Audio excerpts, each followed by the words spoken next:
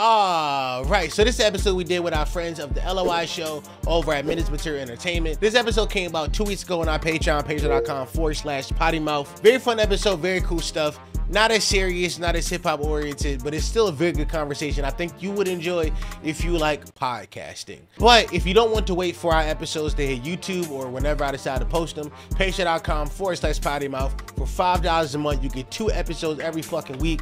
It's the best deal inside of business. This episode is currently being posted on Sunday.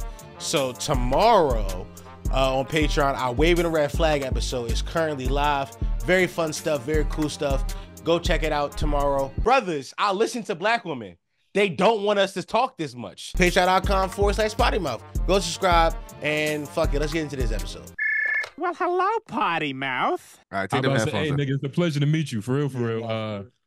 Fucking, you know, like we have been following each other for like a minute. And like, you know, just sparingly like seeing your content. Like y'all was posting like mad snippets and shit. Yeah. So it's like one day, like we had both said it was just like one day we knew we was just gonna link up with y'all niggas. Like it was just gonna have to happen. No, I knew it was gonna happen too. Cause I found y'all through the homeroom show that y'all do, and I was like, yo, who these 2 little skinny niggas talking? Like these niggas. I can tell that y'all more comedy shit. And I was like, I fuck with that. We got similar vibes. Yeah, nah, for sure. Slinging the jokes, nigga. Yeah, you know, somebody got to add the color commentary to this shit. Yeah, nah, nigga, it's hard to be funny talking about podcasts sometimes, believe it or not. Nigga, it's hard to bring entertainment value to that. So it's like, I appreciate that you appreciate something. Like you see something. Dog, I've been doing this shit since 2019, gang. I can tell when a nigga trying to be funny inside unfunny moments, nigga. Yeah, you feel me? Like it's like, I mean, Joe Budden is like that shit is funny to talk about, but like, man, sometimes like we really pull from the depths of hell to bring something out. But that shit is like, yeah, like it changed everything for us. Like homeroom, me and AJ, fucking I guess like the story about how we met, particularly like us and AJ. He didn't ask you that shit. Hold on. I haven't asked that shit yet. Let me introduce let me intro the pod. Let me intro the pod. It's why I want to feel important, nigga. This ain't no interview, I want to nigga. feel interview, nigga.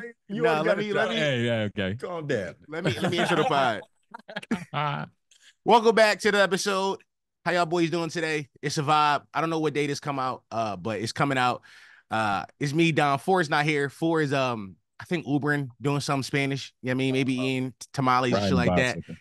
I got the fellas from the LOI show, Tone Groove and Jay Nobles. Now, to keep it a beam, don't know who's who, but Don't matter.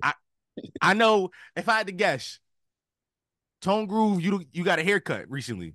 Yep. Come on, and that mean you Jay Noble. Hey, nigga, I know shit, nigga. Yeah, that's what I'm saying. Hey, nigga, You saw the naps in your hair and was like, that can't be grooves. Nah, nigga. Couldn't be grooves. You saw you cut that scruffy ass pubic hair off your face, nigga. Yeah, I was trying to figure out like why y'all niggas voices so deep. Y'all niggas gotta line y'all voices up. I don't like how deep y'all niggas voices is, man. It's crazy. Back in the day, I used to try to, because like the mics we was using, it wasn't stabilizing right. So like back like probably like 3-4 years ago. Yeah. It felt like yesterday. For real. Like we would have to like try to speak a little bit farther away from the mic. You know what I mean? Yeah. But put a little more range in that shit. Cause even with like the comedy shit, like if you just a baritone ass nigga, that's kind of, you know, nobody can listen to that all day. There's no flexibility. You get Tight shit. And that's what really like makes shit funny, that it's just like the flexibility of the voice. It brings character out. I want to do impressions, nigga. Yeah. Okay, you got some? Cause I got a few accents I do. Like I got some accents I can pull out. You got a couple accents. I got What are you? Yeah, I'm black, nigga. No, damn, nigga thought I was taxed though. No, nigga, I'm black. Honestly, like Philly niggas knowing y'all, like you might be Muslim and some other shit. Like that's I'm definitely mook. Alhamdulillah, bismillah. I'm definitely mook. You know what I mean? I be praying and shit like that. Yeah, But you know what I mean, my descendants, I am a descendant of slaves, my nigga. Like you mean my grandma, she from North Carolina. My other on my other side, they from Virginia. My grandma was a sharecropper in like the 1920s. Oh shit! So she built America, nigga. Type shit. type shit. Nigga got The first to get scammed. God damn it. Yeah, I mean, she built the nation, my nigga. Birth of a nation started with Ruth. That's who it started with. We gonna keep it a being. It started with. Nigga, you don't have a choice. Damn, that's My crazy. grandma tried to scold me because she integrated her school. I'm like, that's cool, but you ain't share proper. Nigga. Yeah, nah, it's actually crazy. I recently like I had spoken to my Mima. Like she's my grandma, but she wasn't. Hold on, don't do that. Let me explain. Right. I know. Let me explain. Right. Mima, is it just country as fuck? Like, is it just yeah, like yeah. Look, It's country you gotta understand. You gotta understand. Yo, most of the world says Mima. You're the weird one, nigga. Don't look at me. No, like, y'all lost the war, my nigga. Nah. Y'all lost, my nigga. We won. Y'all should assimilate to Northern culture, North Carolina. Where was North Carolina? What side y'all was below y'all below the Mason-Dixon line, my nigga. We wasn't. We're in the middle. We in the middle. Nah, but y'all below the Mason-Dixon. Everything below like Maryland. That's all y'all niggas lost. What? We physically there, but politically, nigga, we down south, nigga. We was probably one of the top states wanting slavery for real. We Democrat. We not Republican. We Democrat. That's the new age North Carolina, but that's not who we were. That's because y'all got Charlotte and shit, and Charlotte a big city and all that. Raleigh the capital, and I'm tired of niggas bringing up Charlotte like Charlotte is. Because Raleigh don't got the juice. I'm gonna keep it a bean. But you want to know why juice, nigga? The juice. We don't got flavor. But y'all don't. What are you talking about? We're the capital. You don't understand. Everything that Charlotte has comes from Raleigh. Big brother shit. But the only reason y'all know about that is because of the baby, which respect to him, shout out to the baby. We work, he's a good guy. But overall, Raleigh is the shit for real. And when you visit, when you come down here and you get to sit on these couch cushions, nigga, you know what I'm saying? Because you and your brother have a seat. Definitely invited, especially young Quattro. You got to bring young Quattro, nigga. I'm telling you, nigga, you're gonna see it's different. Like Raleigh is the real soul. First of all, I have to tell you that the reason I know Charlotte is because I know mad bitches who moved there because it was like an up and coming city, and like the rent was cheap. Like y'all got knew like gentrification happening down there, so niggas is gentrifying that shit. Don't nobody know about no fucking Raleigh, dog. Anybody, you mean that shit not a sauce that niggas trying to get into? Raleigh, North Carolina. We got bitches, food and views, nigga. Like bitches, everything that you need. Yes, everything that you need to have a good time. Here's why I don't trust y'all niggas, because y'all man AJ be going to NASCAR events. That's too country. See, he's doing that. Like that's I was about to say content, nigga. You don't really want to be there, nigga. Oh, I promise you, if we somehow get a good date for you to come down here and it just work out, we're gonna show you a good country time, nigga. Yeah. I promise you. And we're gonna give you a mix, because Raleigh, like, we get a country rap, but it's really a city. It's really right. It's turning into like a real metropolitan city, but right. We don't have like Charlotte is like Harlem. You know what I mean? Like, and Harlem niggas is different. They think they in their own world. There's a lot of flags. There's a lot of bitches and cars. You want to know? Charlotte is the BBL of bitches. Like, it's cool face level, but once you go inside of it, once you touch it, it's like, I don't really like how this feel. It's something soulless about it, and that's what Charlotte is. It's corporate ass cheeks, is what you're saying. Yes, they're yes, trying Dom. to be better than Raleigh. Anytime you're trying to be better than a nigga, you always gonna fall behind for real. Yeah. But, yeah, man. Charlotte do get they got the strippers though. Yeah. I can't lie. They got some hoes. They have the strip club. So Durham got strippers too, though. Don't ever say the word Durham to me, my nigga. That's like a place I want to visit. First of all, yo, it's as close as we get to Philly and North Carolina, nigga. It's a bunch of niggas with uncombed beards and shit. And it's crazy. First of all, my beard is groomed today. I woke up about an hour ago. I washed my face and brushed my shit, my nigga. Like I got right. Yo, that's grooming for a Philly nigga. He brushes his teeth and washes. No, for a Muslim nigga. Get every time out. Don't tell me you a pansy ass nigga. You got a face routine and all that. That's gay, my nigga. You out here face routine and nothing, but like grooming, nigga. Like you just got a facial. He's lying. He's lying. He has a facial. He has a facial routine. Oh, y'all niggas gay. Facial, though, you see how he's trying to deflect for no reason? Whoa. He's ignoring the question. What are you talking about? I'm trying to banter the witness right now, nigga. How was your facial? The only facials I've gotten have been free, be given by like women in my life, like my mother. You feel comfortable saying that. I mean, I like real niggas like to get pampered sometimes. Nigga. Yeah, but like we talking about getting shit put on your face right now, my nigga. That ain't gangster though. That ain't like. Have you ever been to like massage envy? Y'all got massage envy in Philly? I don't know what the fuck that is. No. That's why y'all niggas so tense up there. No, we so tense because these young was walking around with ski masks and switches in their pants, dog. That's what we so tense about. You know what I mean? Philly, yeah. Like, what's going on with Philly right now? Like, is Philly in a good spot, nigga? Yo, it depends on like how pussy you is. Keep it a bean. I'm a that's what it come down to. Like like everybody in Philly got gruffness too. It's like it's a hard nosed city. It's cold for like 7 months a year. Niggas get shot every day. Your grandma probably was on crack. It's kind of one of those environments where like you gotta just like you develop a harshness that you put out to the world because if you don't, niggas gonna call you a bitch. I always say. So every nigga in Philly needs therapy. That's what you're saying. Oh yeah, no, yeah. All of us autistic and all of us got bipolar disorder. For sure. For sure. For sure. For sure. Oh my God. Y'all eat macaroni and cheese with y'all hands. Y'all niggas different. Yo, I ain't gonna lie. I knew, you know how many niggas I knew who ate like the nastiest school lunches? I don't know what the school lunch was out inside Carolina, but they had like, we used to get like chicken nuggets and like chocolate milk, and niggas will just be like, yeah, no, I'm dipping my chicken nugget in chocolate milk. I'm like, those textures don't even mix, my nigga. Them flavors don't even combine like that in your tongue. That's nuts. Yeah, that's what happens. When you have a harsh exterior, nigga, you got a harsh palate, nigga. You don't give a fuck. Yeah, nigga. nah. You dip something in anything this way, nigga. I was about to say, y'all mix y'all chicken nuggets with gravel, nigga. Y'all fucking, y'all niggas is hard. Just make it chilly. But nah, fucking, it's crazy because speaking on food, this nigga was vegan in high school. Like was talking you? about lunches, and we used to rag. Well, me personally, I used to rag on this nigga because he was vegan eating salads. You know, that was weird to me. Yeah. Like, how are you that like well kept? You see why I'm a young nigga dumb? Because this is a classic bit that he likes to refer to. Nigga. I was vegan for about 6 months, nigga. Find it out. I try things, nigga. You didn't do it, your mother did it. Yo, being vegan for 6 months in high school is a long time. Like that's a long time, dog. That's a long. And I should be commended about that shit, nigga. That take discipline. It do take some discipline for a high school kid, yeah. Level of scrutiny, nigga, that you lacked, nigga. You was eating fruit snacks. Even look, Dom. Even Muslims eat lamb, right? For sure, yeah. That's what I'm saying. Like the most holiest of niggas. No real nigga eats like just straight greens. And I was pescatarian for a little minute, not because I wanted to, because I was poor. Fish was just cheap. Fish is cheap in Philly? Fish is cheap. Yeah. You can get a tilapia at the dollar store for $1. You can get like 12 of them Jones for $12. No kids. I ain't gonna lie to you. Fish is cheap everywhere. You can go get your own fish. The fact that we pay for fish, we just lazy for real. Well, I don't know. You a Philly nigga. I don't know if you got lakes and ponds. No, we ain't got no lakes and rivers and shit like that. We got like y'all don't. No, we got the Schuylkill River, but like that's where like the mobsters drop bodies at back in the 50s and shit. Yeah, but Word? But fucking Yeah. Nigga, Philly seemed like a fucking everything I know about Philly is from the movies. And tell me what you know about Philly. Tell me what you know. Here's what I feel about Philly.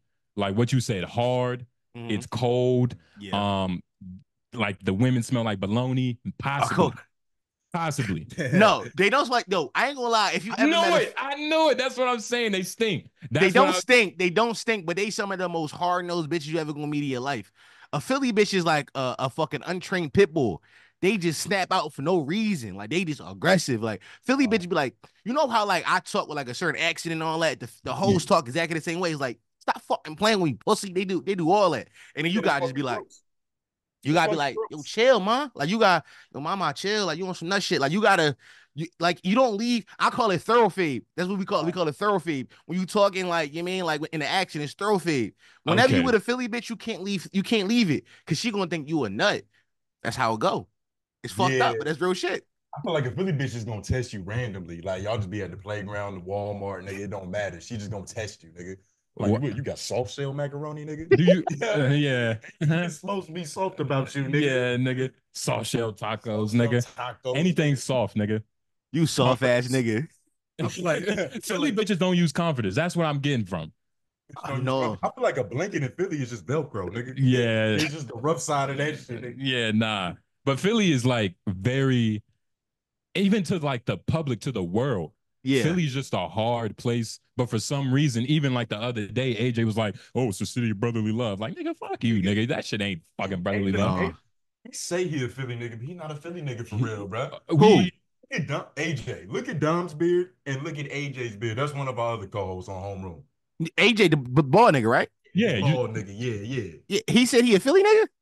He's so it's where what is King of Prussia? King of Prussia ain't Philly. So he even says that. Exactly. He even says that. Ain't Philly. But he conveniently reps that Philly shit with a manicure. Well, he even prefaces it like, if I was in Philly, I would say King of Prussia because it's like that's know, it's a distinction. I tell you this: the one thing about being a Philly nigga is if you become great enough, which y'all on the path to be, you can be from the county and we will claim you. Like Kobe not from Philly, but we claim him because he's great enough. You know what I'm saying? Once you get to a certain status, it's like, because a lot of times exceptions. Yeah. For great niggas. Yo, Philly, yo, niggas love greatness. I love winners, my nigga. Yo, Philly niggas are picky as fuck. Y'all just pick them. Ain't no loser ass nigga for King of Pressure about to say he from Philly. Fuck out of here, pussy. But if you a real deal like Stepper, you know what I mean? You can jack it. Because they do claim AI. AI from Virginia, nigga. We do claim AI. AI the Philly nigga for sure. Nigga. Yo, I heard stories about AI closing down the fucking Red Lobster on fucking City Line Ave. He would go in there after games and just shut down the Red Lobster. It was AI night at the Red Lobster. That's a story that's like 1,300 Philadelphians can tell you right now because it's true. So hoes and crab legs. He's done this multiple times. That was his sauce, yo. That was his sauce. That's a way of living that only a couple niggas have ever like experienced. You know what I mean? Like Mansa Musa level shit. Like real shit. Like you go to a place and it's actual admiration.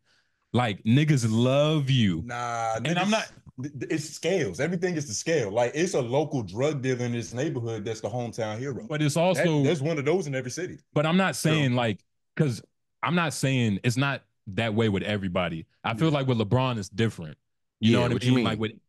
Like LeBron gets love, but I feel like he could walk in Cleveland and nobody will recognize him for a couple minutes. At least a couple minutes. He was shut the Cracker Barrel down. At least a couple minutes. Nah. At least a couple minutes. Nah, LeBron landing in the airport in Cleveland, they got an APB out. The king is home. You see what I'm saying? It's different. The king is home. The king is the king is home. It's gonna be bitches butt naked on the runway, like land here. Yeah, I mean, it's niggas riding around on horses, like the king has arrived. Like, well, I guess I'll say for more so LeBron to the Lakers. That makes a little bit more sense. That makes a little bit more sense. LeBron to the Lakers. Yeah, in LA right now. In LA right now, like LA niggas, they love him, but it's not passion. Also, it's different because LA niggas see celebrities all the time. Like, it's like, oh, there go LeBron. Yeah, I seen Tom Cruise yesterday. You know what I mean? It's kind of that vibe. You get jaded to the idea of seeing niggas you love. Yeah. And shit, if you in LA, you got an ego that's so big, you can't even put LeBron above you, nigga. Everybody there's trying to make it. Yeah, nah. When we went to LA, shout out to, I'm saying No Jumper, everybody we met and shit. It was like a very weird experience. You know what I mean? Like it felt like what everybody described it to be. Like it's the city of dreams, but that's about it. Nigga, the whole city's in audition. Like we walking out going to smoke. One of the the security niggas. He dap us up just like y'all look like some cool niggas. What y'all do? We told him. He's like, oh word, I got like this clothing brand. That happened at least 5 other times. The cashiers, the nail techs, like everybody got a little side something they do. Everybody has a bunch of secret thespians in LA, nigga. Yeah, nigga. No, it's a bunch of actors. It's a bunch of secret, it's a bunch of side quests that everybody does in LA. Yeah. Like everybody wants to be a designer of some sort, anything creative. I mean, but that's kind of like the sauce of like, if you move to a big city like that, that's kind of like the reason. You know what's funny about, like, we speaking about big cities, like niggas moving away. For a long time, I always thought that I would move to the Carolinas because it's cheap out there. Like I did my research. I was like, because I got an office. I got like a 700 square feet, nice little small joint, modest. You mean real modest living? Nigga, pop your shit. Modest living. You can't humbly brag about an office. That's an oxymoron. Yeah, nigga. No, it's funny. I did have to include the square footage, but I'm very proud of the square footage. That's what I'm saying. 700 square foot. He had me in my head counting like, how big is that? Nigga, I can't calculate that shit. Yeah, 700 square foot. Yeah, it's modest. It's a modest joint. Okay. But I always think about if I would have moved out to like North Carolina, I could have I pay like 800. That little 800 could have stretched me far. I could have got 1,400. Nigga, you would have got a small commune with like Cambodian assistants and that. Yeah, for sure. For half. Yeah, nah, for real though. You'll get your bang for your buck down here for sure. That's some land. Yo, don't AJ own that house, nigga? I listen. Don't he own that house? You stumble because Yeah. shit, You ain't gotta tell his business. You ain't gotta tell his business. is that a Philly tactic? Yeah, that's a Philly move, tactic, nigga. I'm trying to rob y'all niggas. It's the Nah, lineup. the white man own this, nigga. Nah, he definitely own that shit. I be talking. This is and that's the only reason this shit is like able to flow. You get what I mean? Like, it's literally no other place like it. Because we was working out of like workspaces, things of that nature. We pay a nigga to record in a phone booth for like an hour. Literally just trying to find a podcast. Y'all was dumb. Got it. Y'all ain't dumb, but we was hungry, nigga. We was hustling, nigga. And but y'all still young, ain't y'all? Ain't y'all like 22? Nah, come on. Yeah, 24. I'm 24. Y'all ain't that young. I'm 26. I'll be 27 in October. Y'all ain't that young. Oh yeah, I was about to say nah. No, cause I listen to y'all. I listen to y'all shows. I listened to I had to listen to like 8 LOIs to get the full vibe of y'all of what y'all doing y'all own shit. But I've always listened to Homeroom. I was putting niggas on Homeroom before y'all blew up. I was like, nah, these niggas, they be talking about podcasting shit, yo. It's podcasts about podcasting, y'all. I fuck with it. And then, the way AJ talked to me, I'm like, yo, how much younger is these niggas? Because I think AJ like 30 something. I'm assuming I'm getting 30 from him. We like 33. We like 10, 9 years apart. 9, 10 years apart. That makes sense though, because because the relationship very much sounds like I'm trying to teach y'all. And it's nothing wrong with that, because everybody need big homies every now and then. Like, that's thorough. Of course. But I was always trying to figure out like the age gap in my head. I was always trying to figure that shit out. You know what's funny about that y'all whole situation over there is that when I watch it, I think y'all influenced me a bunch of like what the future of podcasting. And by the way, I don't think AJ like me. I'm gonna say this right now. I don't think AJ like me. Here's why I don't think AJ like me. I reached out to that nigga about 6 months ago about being in the video I was making. The nigga agreed and then just said, and then didn't hit me back. I was like, all right, whatever, cool. I ain't take it personal, but you mean sometimes 6 months ago, I'm gonna be honest, that was a real hold on. Tone face was looking like, no, he don't fuck with you. I saw that face. AJ doesn't not fuck with you, but AJ he's real forgetful. He'll forget some shit like that. AJ will forget the simplest things. I'm trying to think of an example that's something that's stupid that's not snitching. But also like 6 months, like I'm just thinking of the time frame. 6 months, that's around the time we was going to New York. We went to Joe Budden. So it could have just been that. You know what I mean? Yeah, no, I ain't mad at it. I just reached out on some because like I said, like y'all had influenced what I thought the future I've been doing this for 5 years now. So I was like, the video I was making about like why Instagram clips are dead and why YouTube clips is a new thing. And y'all were like kind of like the example for me of like, to grow an audience, you have to put out long form clips to get them to like the full product. And I was watching what y'all was doing over there, and I thought it was dope. But how y'all feel being the bane of the podcast existence? Because niggas hate y'all. It's a hell of a responsibility to be the asshole in the room, nigga, but I wear that with pride. Yeah, I take it in stride, you know what I mean? It's like, at the end of the day, it's really nothing. Like, all the pressure in like being the bane of the podcast world, like it only exists online. So like as soon as we leave here, I'm a regular nigga. I just go and do my regular shit. I'm not. Y'all get pressed in LA though? Don't say that, because I saw them niggas press y'all in LA, man. I'm gonna be honest, like when niggas say press, like I was like, bro, you kind of disrespecting them LA niggas. Like they could have really pressed us. You right. If they wanted to. And that's why it's like press. Like nah, like that wasn't press. That was an actual regular discussion. Yeah. You talking about when we was on the Apollo? I don't know what that show was. I saw y'all talk about it. I just want to bring it up. And even a nigga to say that they were pressing us, if they knew how cool we were with them niggas. Bro, like we was chilling with them niggas, but that whole situation was funny. I'll tell you about that later. But tell you about it. To your question, nah, I mean, it doesn't really feel like it's like, of course there is pressure and there should be, right?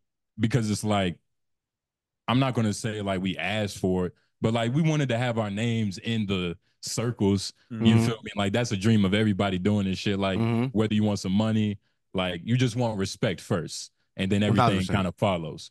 Respect for your peers is always the best thing to have. It's for the heart. Like that shit is for the soul. You know what I mean? Yeah, like even like when I feel like the best compliment for a comic is that he's a comics comic. You know what I mean? Yeah. Like if you funny to the funny niggas, it's got a different level of validity to it. Yeah, like if Bill Burr said Patrice would have loved you, Like, nigga, that's like, nigga, what the fuck? Nigga, my Oh, ears shit. perked up and he didn't You know say what I that mean? about me, nigga. So it's like, but it is a little bit of pressure, and it should be. You know what I mean? Like, we're trying to innovate, trying to be those niggas. You feel me? But honestly, man, we get a lot of love. Like, I know what you mean by like everybody hate us, but in person from the people who we've met, it's, you know, it's pretty cordial. Yeah. And it's weird, right? Like us getting into like this game or whatever, I'm figuring out like what's real. You know what I mean? Because people talk about that shit like, all right, like, you know, be wary of niggas. Like, niggas will show fake love. And it's happened a couple times to where it's like, oh shit, like this nigga he had some animosity this whole time. Like, Yeah. it was like little shit like that. So it's a lot going on, you know, kind of figuring this shit out. You talking about that nigga Danny? He's a great example. We're talking about the frog, yes. Yeah, but we don't say his name, you know. Why not? Yo, I'm not gonna lie. That is my favorite. Let me tell you something. I don't listen to the Joe Budden podcast no more. I tapped out a long time ago once he did Roy and Maul bad, which y'all also don't like, which is funny. But I like Roy and Maul show still. I tapped out a long time, but I know y'all still cover it. And a lot of how I get my information is through you guys and Danny. Right? Danny is more news, y'all more commentary for me. And I'm like, I listen to all of it on YouTube. Yeah. And no, for sure. Like, listen, I'm a fan of y'all. So when I saw y'all was beefing, I was like, and not just y'all, but specifically, he don't like you two niggas. I was like, how don't he like you two niggas? But Dom, you gotta understand, he's an ugly nigga, right? Like ugly niggas are some of the most insecure niggas. It don't take much for them to like have a gripe towards you. Especially because, like, look, you know, you look at him. Look at him, nigga. Just look at him. Danny would melt in Philly. the exterior is too harsh. Ain't he from Jersey though? He ain't that far. Nigga, Jersey. Nigga, Jersey got a lot of places. Come on, man. There's a lot of places in Jersey, nigga. Shit, we got a Philly nigga that's from King of Prussia. What that mean? That's what I mean. Like, come on, man. But it's even with Danny, right? Like, he was talking about how, you know, Jay Nobles and Tone Groove was making sly remarks, you know, about my looks, low-hanging fruit, which in my opinion, it's like the low-hanging fruit is what you go for your friends. It's like a little pity pat. It's you know, it's like, you ugly nigga. So what? I'm pretty sure you've had some pussy before. It don't matter if you ugly, right? I hope so. But but Danny can't even conceptualize properly. It was just an overall sensitivity and misunderstanding of like where niggas stand. I don't even like the fact that we really talking about the nigga. Like, we on potty mouth, nigga. You know how long we've been talking about working with this nigga? And we talking about the swamp. But it is a full circle moment because, you know, it's a lesson. Like, it's literally a lesson. You get what I mean? Like, even LA was a lesson in itself. Yeah, for sure. But man. I had asked about Danny because I will post that clip. I'm trying to get an algorithm. For sure. I'm glad that you back positive about that shit because I was watching that file where you was in that. When you was talking about like the slump of content creation, you was like, man, I don't know if I really want to do this shit for real, nigga. Like, nigga, you on Patreon? Nigga, you on Patreon? No, that was on YouTube. No, so the last clip, the last free episode. The last free episode, the last two, it was like back to back. Like, yo, like, is this even worth it? Like that was just your hope. Like your shoulders told on you. Like nigga, everything was just telling. It was just like, man, I hope he fucking fight through this. But you know, you ended up just going full Patreon, right? Full Patreon, which is incredible, by the way. Congratulations, my nigga. Thank you. Yo, I always tell niggas what I did is such an anomaly. I've been thinking, I'm a thinker, my nigga. I don't know if y'all listen, how much y'all listen, but I've been thinking we were like the only black edgy podcast. Like, we the only nigga that was saying the F word and shit, which is like, we were the only niggas making those going that far. A lot of white niggas is doing it, but we were the only black people. So I think that we cornered the market of all the black people who wanted that kind of comedy. So that's why, like, I could never, like, I haven't released a free episode since January, but I still make $3,000 a month on Patreon because the niggas who want my shit, they want the shit. So it's like, I got my base. I got the niggas who going like, keep me afloat. How do I get the rest of the audience? And that's kind of what I was thinking about. Like, yo, this shit really dead in a sense of like I think what y'all do is so important because I think that you open up the lane that I think a lot of niggas don't see. I listen to Bill Simmons a lot. He said that when Spotify came to him, he said that most people are listening to the same 4 or 5 podcasts. So that means that the marketplace for listenership is smaller. People have already got their podcast rotation set up. So there's not space for new voices and new personalities. Exactly. So what does that mean? You have to fit into a niche that is already pre-existed. And I think y'all came in was like, yo, I see niggas love Joe Budden. He has one of the biggest Twitter communities, active Twitter communities. Why not just talk about that? Fuck that. Why not just talk about all podcasts inside this black podcasting space?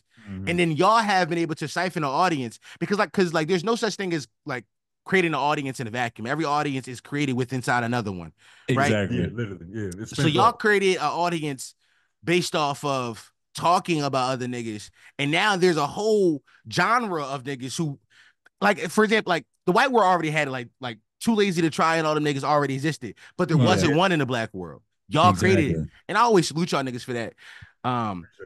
But yeah, no, I was really depressed about y'all. I hate podcasting sometimes. You know what's funny? Because I think what happened was I got lumped into nigga podcasting, bro. I got lumped into niggas who talk about dating conversations. I'm like, y'all know I'm a genius. Like, y'all know.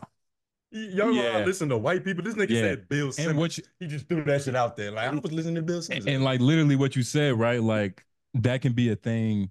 Like I've even thought that with homeroom. Like it's crazy that somebody is gonna base what they know about me off of homeroom and never watch LOI. Like that shit sometimes it kills me because it's like it's two completely different things. Two different things. It's so different. You know what I mean? It's one of them things to where like you had a favorite kid, but the other kid was more successful. Yeah. If that makes sense. It's like my baby is LOI. Like that's what I really give a fuck about. I'm not saying I don't care about homeroom. I love homeroom. But it's just crazy that like that's where like a lot of like my life's work is at. But not only that, an accident baby. Like a what? You pregnant? Yeah. Like that type of shit. Like it's like getting Oprah pregnant on accident. Because how it happened, you know, we just randomly got together and was like, what's going on with Wax? And we just talked about it. And that was the one that popped. And that happened twice again. And we was like, all right, we should probably make a podcast or something. But shit, even before the Wax clip, it was the whole like no jumper debacle. Yeah. You know, podcast breaking up is content. Like that's content that feeds niggas for months. My it's God. like, because you gotta understand, like, it's real fans and audiences of these niggas. Yeah. So if like two brothers break up, that's gonna affect another 1,000 couple of people. So it's just like you have to watch it. You want to hear commentary about that shit. We fulfilled that lane, but it's tricky. It's tricky because it's like, you know, we're trying to grow and shit, and you know, trying to maneuver through like, you know, the box that people have put us in. Yeah. You know what I mean? Trying to maneuver out of that because like, you know, I think we're the only niggas doing it like us. No, y'all are. Like, I don't want to say that in like a real, you know. No, do a humble brag. No. Listen, nigga, I'll be the first nigga to tell y'all when I start posting on the Potty Mouth channel on YouTube, I was copying y'all thumbnails. I was like, I need to get the homeroom sauce. I need to get that shit. Like I was. Yeah, shout out to the white man behind the boards. Yeah, for that. Yeah, shout out to Blanco. Yeah, nah, for real.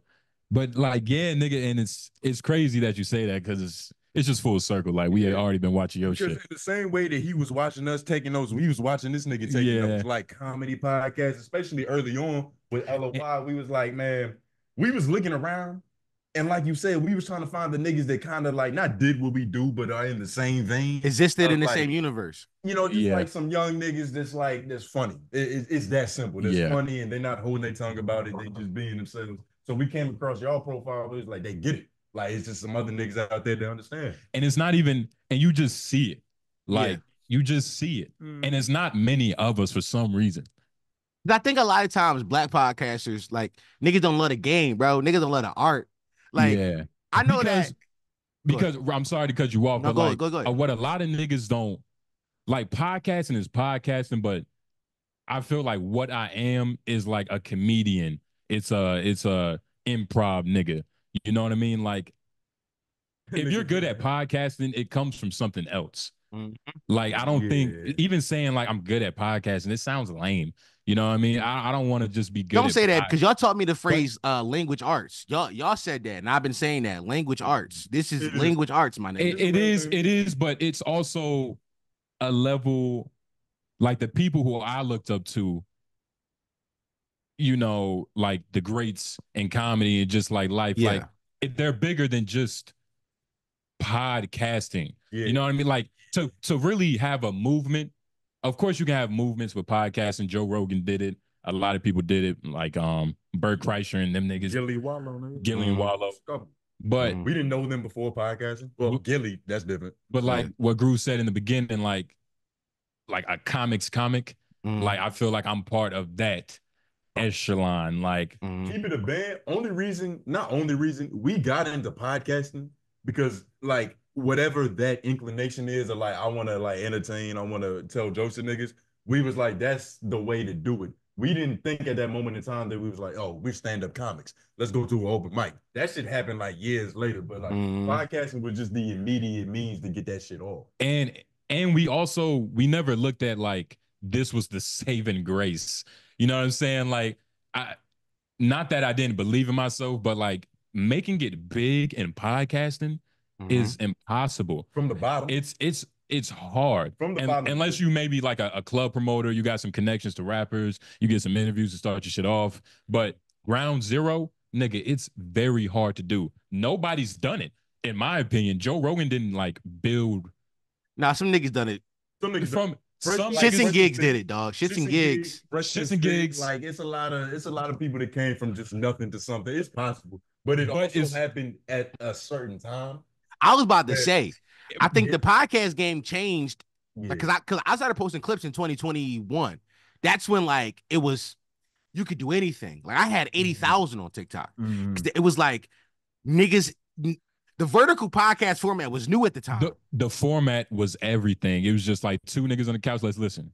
It was new, but now it's evolved and it's gross now. Because now you see niggas out here who are making the fake podcast. Like they put a microphone in front of them, but it's no actual audio. They just talking to get their point across because they know that is a signifier to the watcher of like, oh, he's saying something I should listen to. It's not a real podcast. You can't go find a full audio, a full video anywhere. It's just this clip. But I think that the whole medium of podcasting changed once we let niggas get microphones. I say it all the time. Once we let the dumb niggas get their hands on roadcasters, the shit changed, dog. I swear to God. It does, but like we was the dumb niggas that got our hands on the road. No, y'all wasn't. Y'all was young. It's different. Nah. It was different. You see what I'm saying? Because I'm talking to y'all right now. Y'all not dumb. Yeah. I would know. I would call y'all niggas dumb as shit. But y'all was young. Same thing. I started when I was 22, right? I was young. That's all it was. I wasn't dumb. I was young. But you grow and you age with it. These niggas is 33 on mics talk about some, yo, women should never go outside. Shut the fuck shit up. Like that. You making me look bad. I always say it is that like them niggas give us a bad rap because whenever they see a black podcaster talking now, they look at us and go, nah, he about to say some bullshit about women or date. I'm like, no, I'm not. If I am, it's a bit, and it's like I'm doing comedy. It's thought out. It's thought. These thoughts I thought about at home in my bedroom that I'm in right now for 6 hours. Like, how do I make this funny? Where's the comedy in this? Exactly. But niggas don't see that. Niggas just see, oh, you a man. You a black man on a microphone talking. You must be saying something toxic. And I think that ruined the game for a lot of us. And it marginalized everything that we do. You get what I mean? Like it's simple. And I agree. Like when niggas got microphones, niggas are about a bag in any way possible at the expense of themselves and the culture. And we see that with like, I like Sexy Red, but she is what the example is. You know what I mean? Like she just dropped that nail care line with the like. It's the lip shit. It's the lip shit. Yeah. The lip shit. Excuse me, the lip gloss, which makes it even more disgusting. Did you see the names of that? Yeah, I did. I want to defend her on that because she did that already. She did that. She did, but in terms of just to keep us going, the context of what we're talking about, like, you know, you can say what you want. She's making money, but goddamn, she's making us look bad. You know what I mean? Just a little bit. Just a little bit. No, and regardless, I agree. And it's crazy because, like, we're grown. Like, we're at the age where we know how to not generalize. Y'all brains about to develop soon, nigga. That's why I be thinking about I gotta stop smoking. Like I need like this last 6 months before I turn 25 so I can really get my cerebellum right. Yeah, get your for real. Hey, I ain't smoking. I ain't stop smoking. But nah, it's and sometimes like that just happens. You feel me? Like niggas be about a bag, and you just gotta let niggas be about a bag. Like, because at the end of the day, you know, everybody trying to make it out, and that's what I noticed. Like with the whole just going back real quick with the Danny situation, like it's Dom. Niggas is trying to make it out, man. Niggas is trying to make it out any way possible too. No, I see it. Like I'm not gonna lie, that Joe Budden community is the nastiest community on the internet. I hate a lot of them niggas. I ain't gonna lie. Possible. I reached out to Danny a while ago because I was like, oh, you talk about this stuff. I thought it was interesting. I'm like, I want to talk to you. Nigga dubbed me multiple times, which I'll say because he probably gonna watch this when I post these clips. He gonna comment when you post this shit. That's why I'm bringing his name up is like no, but also like I ain't gonna lie. Y'all different than me. I'm smarter than these niggas, so I won't smoke with them. Like I know y'all like I'm cool, but like Danny, I will kill you in a microphone. Like I know I will. So like, there's no reason for us to even speak. For sure. But that's my thing was like I think a lot of those niggas are just niggas who are opportunists, and I don't mean to use that word inside a derogatory term because there's nothing wrong with being opportunistic. It's nothing wrong with seeing a lane and feeling it, but when the lane you feeling is just screen recording niggas spaces and then posting them on YouTube for monetary gain, it's like, oh, you suck. You add no intrinsic value because the only thing you did was screen record. They're no different than a freeloader, nigga. Yeah. What you're describing is a freeloader. You know what I mean? Like you're eating off of everybody else's work. You get what I mean? And it's like, it's a double-edged sword. Yeah, because I feel what you're saying, but them niggas are necessary. Like an ecosystem, it's got lions, it's got barracudas, and it's got the little beetles and I agree. Like every ecosystem has bottom feeders, but the issue is the bottom feeders can't give opinions. You see what I'm saying? And that's the problem, Dom. Like these niggas, they don't have an opinion. Like they don't have a overall, what they call it, like a like niggas is moving without ethos. They don't have no ethos to their character. You get what I mean? Like it's no backbone to what they talk about. It's just like programming. It's like it's just like it's another job to them. Yeah. But I feel like for niggas like us, yeah, we're trying to make a career out of it. Yeah, it's gonna be a job, but it's a dream for real. Nigga, this shit already a job for me. I ain't had a real job in a year and a half. I've been podcasting full time. Like I've been podcast like Patreon. You a real nigga for that, nigga. Patreon pay my bills, it pay the office, and I'm able to take my girl on 1 date a month to keep her happy. Perfect. That's all it takes. You won't even want to support perfect. Too much. She might get used to and she appreciates that 1 day because it's off of your own muscle, nigga. You see, and she know how hard I work. Like right now, she want to go out to eat tonight. I'm like, babe, I gotta work. I got some guys I'm about to have on. Like, but she know that like what I do is built off my brain and my ideas and how I see the world and my vision. And any bitch, any woman, because sometimes I get misogynist. Sometimes any woman can respect the man that got. Mine say that too. Yeah, we working on that as well. Yo, I ain't gonna lie. I gotta stop saying all the bad words, dog. Cause y'all heard my. I just say all of them. It's hard though. It's very hard. Like for some reason, men and women are niggas and bitches. Yeah, like, that's just what it is. Yeah. Yo, you know how sometimes I just want to call a nigga F word and not be homophobic. And it's so beautiful, right? Because that's what Patreon is for. But I feel you though. I feel you. Like sometimes I want to say something is gay without it being homosexual, would just mean like a lame. Like when I was a kid. I was a kid. You feel me? I want to be a kid again, nigga. Like, nigga, you're gay. Not in the you like dick way, but in your corny way. Yeah, you corny. You being weird. You being a little weird right now. Yeah, I mean, stop being a fucking on the spectrum, nigga. Now you gotta say niggas eclectic. You gotta call them obtuse. Yeah. No, wait, I ain't gonna lie. You know what fucked up? He fucked us up a lot because we got FT signifier on that shit. Them niggas so smart over there. Them niggas so smart. I got like we had to change our whole shit up. I'm thinking about taking podcasts. Then I'm like, cause they go find that shit. It's gonna get rough for us. It's gonna get rough. Yo, when I saw you collabing with him, I was like, he's putting on his best PhD. SAT words. He was like, yeah, man, I was trying to find the etymology of that shit too. It's a dichotomy of the demographic. I was like, you know what's funny, bro? Yo, I'm a high school dropout who read. So it's like whenever I talk to real smart niggas, I'm like, let me turn up. Let me I'm sitting like this. My hands is like this and shit. I'm like, let me tune in, man. You trying to play for them extra 2 years you missed, nigga. You trying to play a character for 2 years. No, it's funny. What year did you drop out? No, that's funny. I dropped out my senior year. Oh, so you're not stupid. You're not stupid. Oh. No, I ain't stupid. No, I was never dumb. I dropped out because I ain't like being told what to do. Like I was one of those niggas that was like, yo, I know better. Like, I'm gonna be real with you. I had a math teacher. His name was Mr. Rogers, funny enough. Mr. Rogers would challenge me because I would talk in his class. He'd be like, one time he was like, yo, Keon, you know, because like my real name Keon, down my middle name.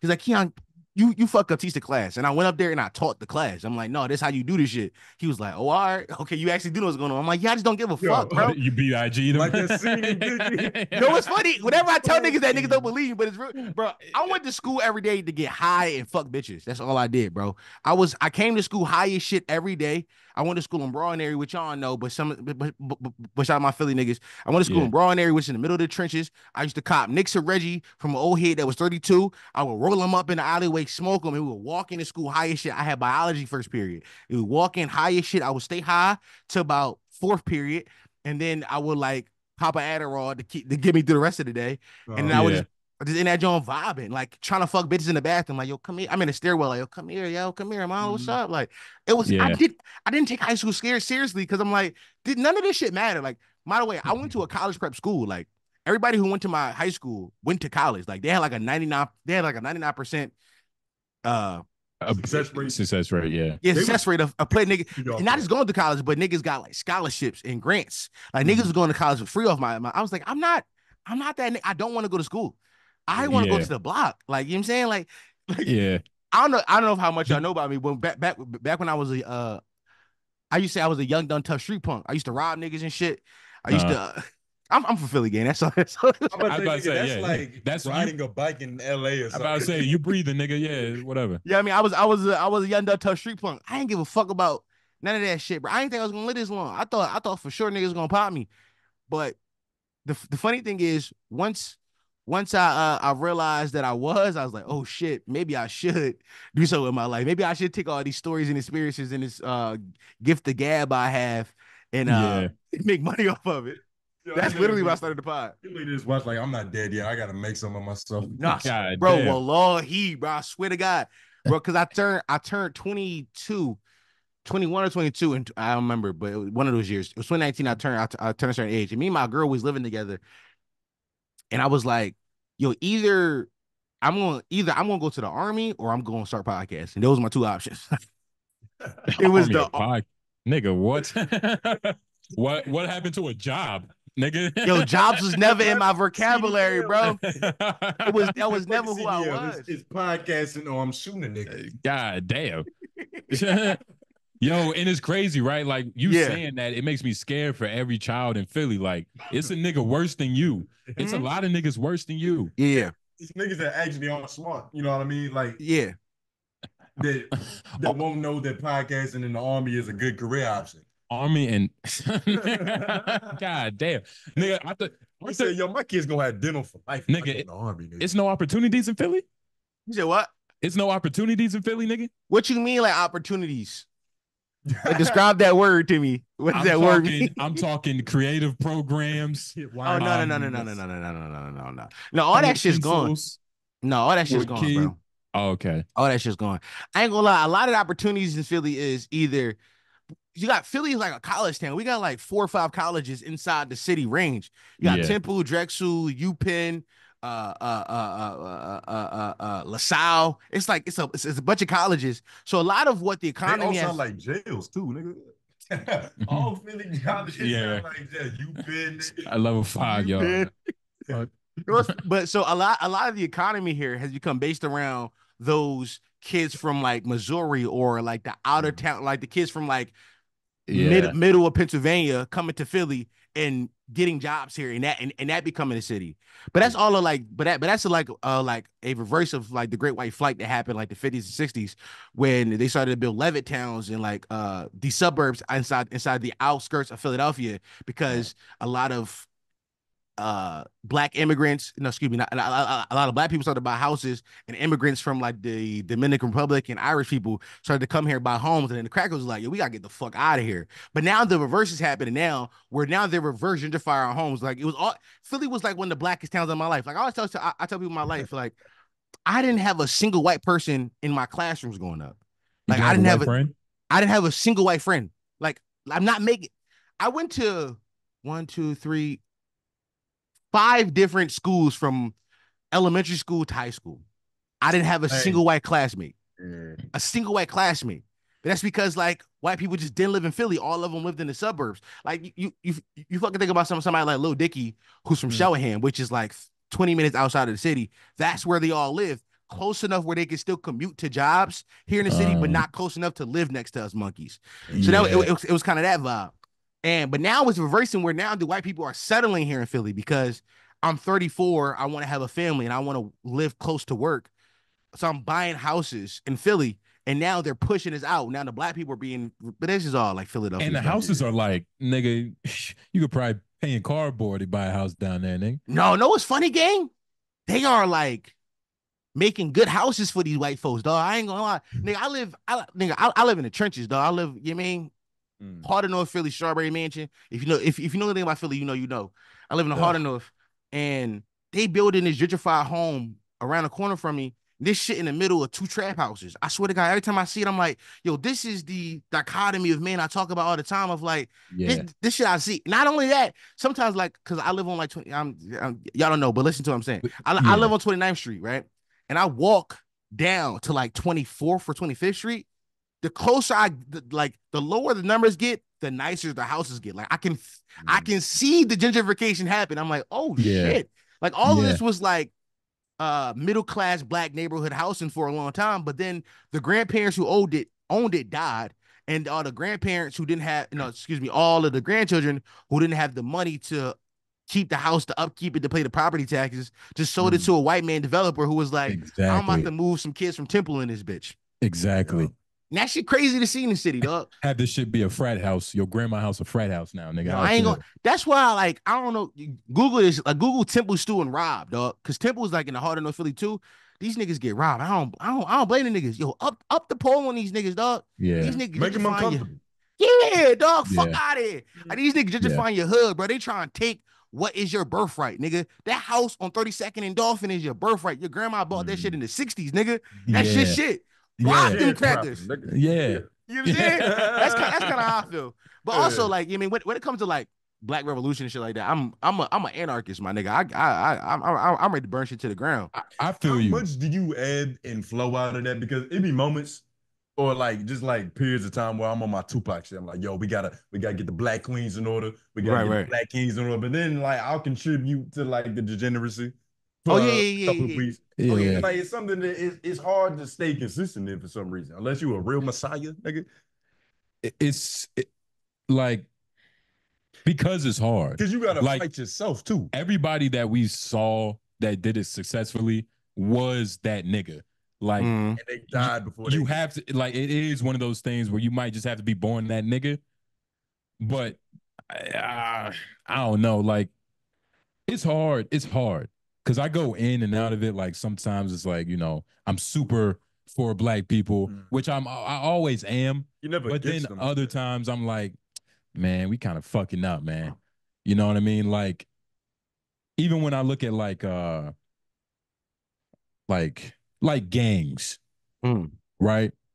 Like I never got the idea of gangs. Like when I was a kid, the only reason I didn't join one, like I could have been a blood, but them niggas wasn't trying to make no money. And that's the only reason, Dom, I didn't become a blood. I swear to God. I would have been repping my set the hardest, but they were broke.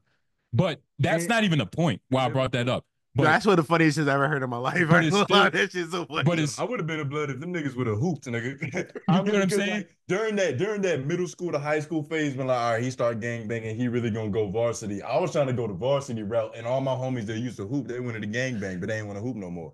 So it's like I can't get down with the set, nigga. But even with gangs, right? Like I really like if you are a black man in a gang and you are hurting other black people, you need to be under the prison.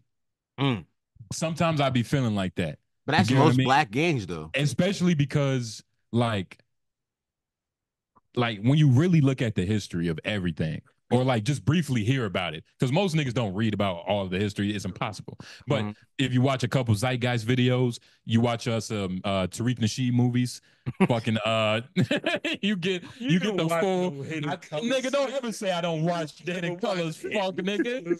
But you get the point. Hiding from you, nigga. But you get the point though. It's like them niggas.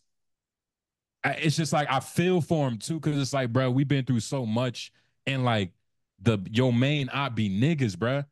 Like, it's so disheartening. You get what I mean? Because it's like you can't even come out to see the full scope of like what the fuck is going on. Like, it's an actual war going on, nigga. Like, it's a real war going on that we don't see. Like, that shit is real. Yo, Aaron Magruder had a quote that kind of summed up what you were saying. Like, I'm about to bullshit it. I'm about to fuck it up. But it was something along the lines of like, you gotta help niggas and then run away and not expect nothing to happen.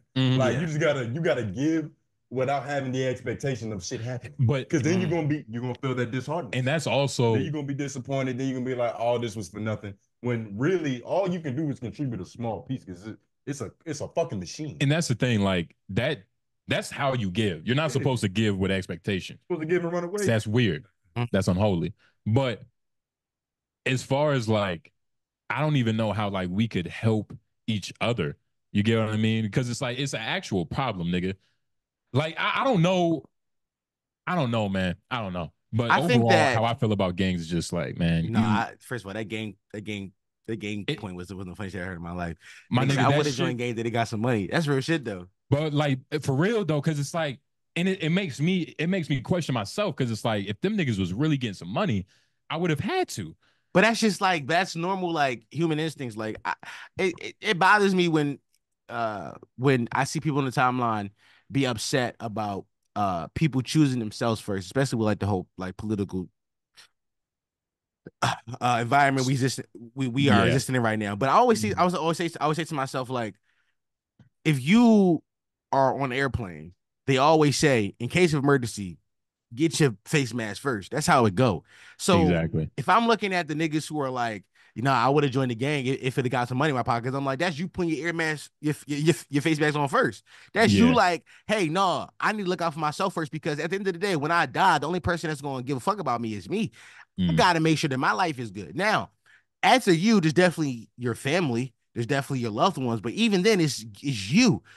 The idea that I should give a fuck about any random nigga is like a real far left opinion, which is like, nigga, you're gay. You got blue hair, and that's okay. You and not homosexual. No, not a homosexual. Weird. No, some of them are actually gay. Some of them, but they're weird. But I'm not saying that derogatory. They're weird first, and then they're not mutually exclusive. Like, you can be weird and gay, or just gay and just weird. Yeah, exactly. Like, I know some gay niggas that's cool as fuck. I know some gay niggas I will beat the fuck up, and that's a hate crime. But I'm just saying that I would do it if the opportunity presented itself where I wouldn't go to jail. Like in a right circumstance. Yeah. In the right circumstance. You can't fight no gay dude in San Francisco. You're gonna get jumped. Oh yeah, no. That's a law, nigga. That's like going to a Crip neighborhood and yelling, "Sue!" Yeah, nigga. You in a red car with red rims, nigga, red radio, nigga. Oh nah, you are asking for a beating. You're asking for it. But even like, it's crazy. Even with the gangs, y'all saw YG and a couple other blood gangs. I saw that shit, yeah. They did a walk in LA, and even when I was watching it, what the fuck was that about? I was dumb. I'm like, bro, like, oh my God, like that shit is it sucks, man. Like, niggas is so stupid, bro. And let me make my point before I call them stupid. I said it backwards. The reason why I think it's stupid is because, like, what is a truce? Like, you know what I'm saying? So, like, you're still gonna have. Tell it. You mean what actually is it? What is a truce when, like, so you're not gonna disband the gang?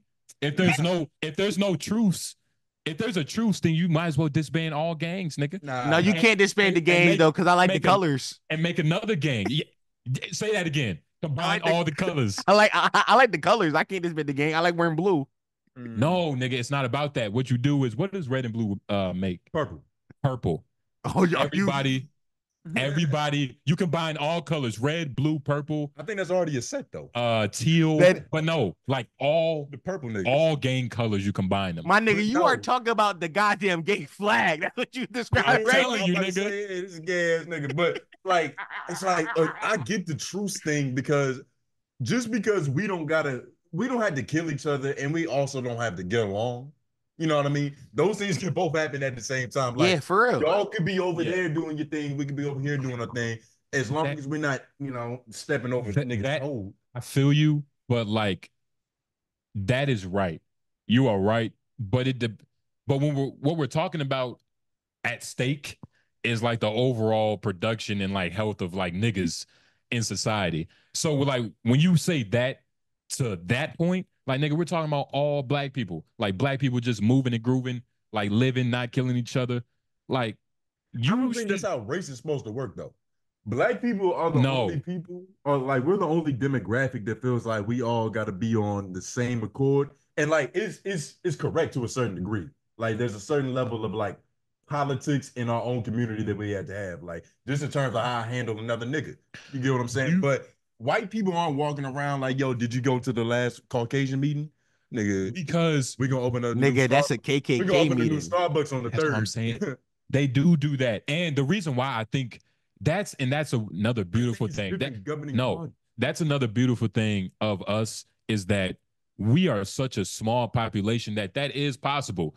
That if we all actually, in a perfect world got along, like we could actually move some shit.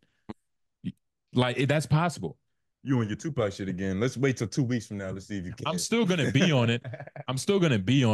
But everybody, I still got that Charleston White in me where it's like, man, fuck these niggas. These niggas. Y'all fuck with that nigga, yo? He loves him. You're lying. He said that. He loves him. I hate. I don't like how he tried to make it seem like he's benefiting. He's bettering black people by playing that character. I don't like that. No, I don't get what I mean? Either. Like the character, like I understand what he's saying because he was working a long time. Like, and I'm just saying that, but I just saw pictures of that nigga on an old phone where it's like, I guess he was working, you know what I mean? Yeah, and I'm just I'm not gonna lie. I mean, he said that shit. Receipts. He said it, and I gotta believe the nigga, but also it is real receipts out there. It is real receipts, but also like no great leader had to play coon to switch the narrative of niggas. Oh shit. In niggas' heads. Like, that's a great point. Martin Luther King, Malcolm X, and I'm not talking about like the fake ones like Al Sharpton, nigga. Like, Al Sharpton is his own breed. But the regular niggas, the real niggas, they never had to play a character or dumb themselves down. Well, they probably had to dumb themselves down, but you get the point. Right. To try to switch the narrative, you know what I mean? Like, and even when you look at all the greats, like they were the exact opposite. Jill Scott Heron, nigga. Like, but I'm not gonna lie, like, but and then he tries to, and then like another like point I have why I have a grievance with this nigga is because it's almost like the church, right? Like, how rich should a pastor be? How rich should a person really pushing for black people, really, trying to move the culture? How rich should that nigga be? I think that nigga Charleston White is one of those niggas that is a grifter. That nigga's a grifter, dog. That nigga is attempting to capitalize off of dumb niggas. He know that dumb niggas just need a nigga who sounds slightly smarter than them to enjoy the content. That's why I always say like anybody, like I don't know if I'm kind of into politics just a little bit. Like I ain't, you mean my goal is to become Charlemagne one day. I'm one day when I listen at 35, I'm gonna write my book about a bipolar fucking schizophrenia. But right now I'm living in Philly.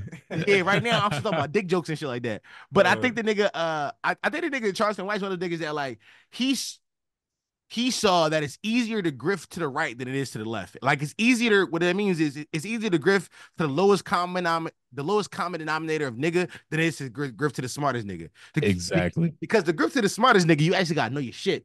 You have to know your shit. Because the smartest niggas can poke holes in that shit.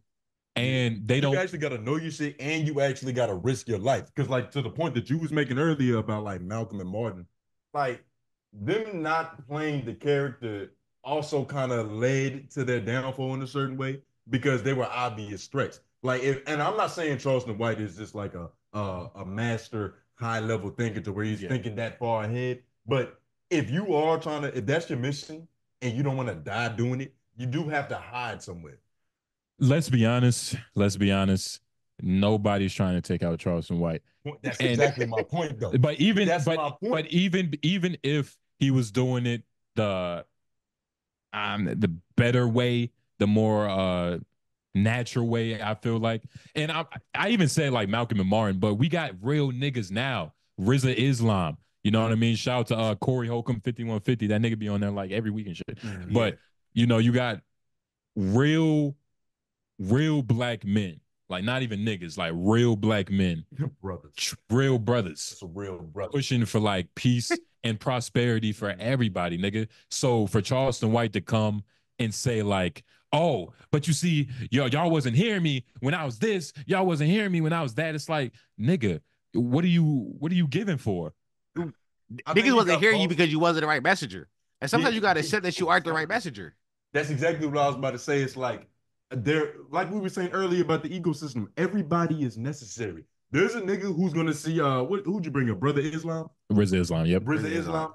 He's gonna see the suit, the bow tie, the politically correct fade, and be like, I can't listen to anything this nigga has off. Like it's impossible. I don't care if he's gonna fix my life and pay my mom's bills. It's not gonna happen. No. He needs a crooked-eyed, bald-head nigga like Charleston White who's in the streets like, yeah, nigga, we getting money. But that's also a nigga that speaks his language. And it's also maybe that's they're all necessary. It's no one solution to getting the job done because there's so many different levels that you have to attack it at. Like you can't just go to the top. You can't just go to the intelligently inclined. You are right. You are right. Is that a new concept? Nigga, I'll run with it.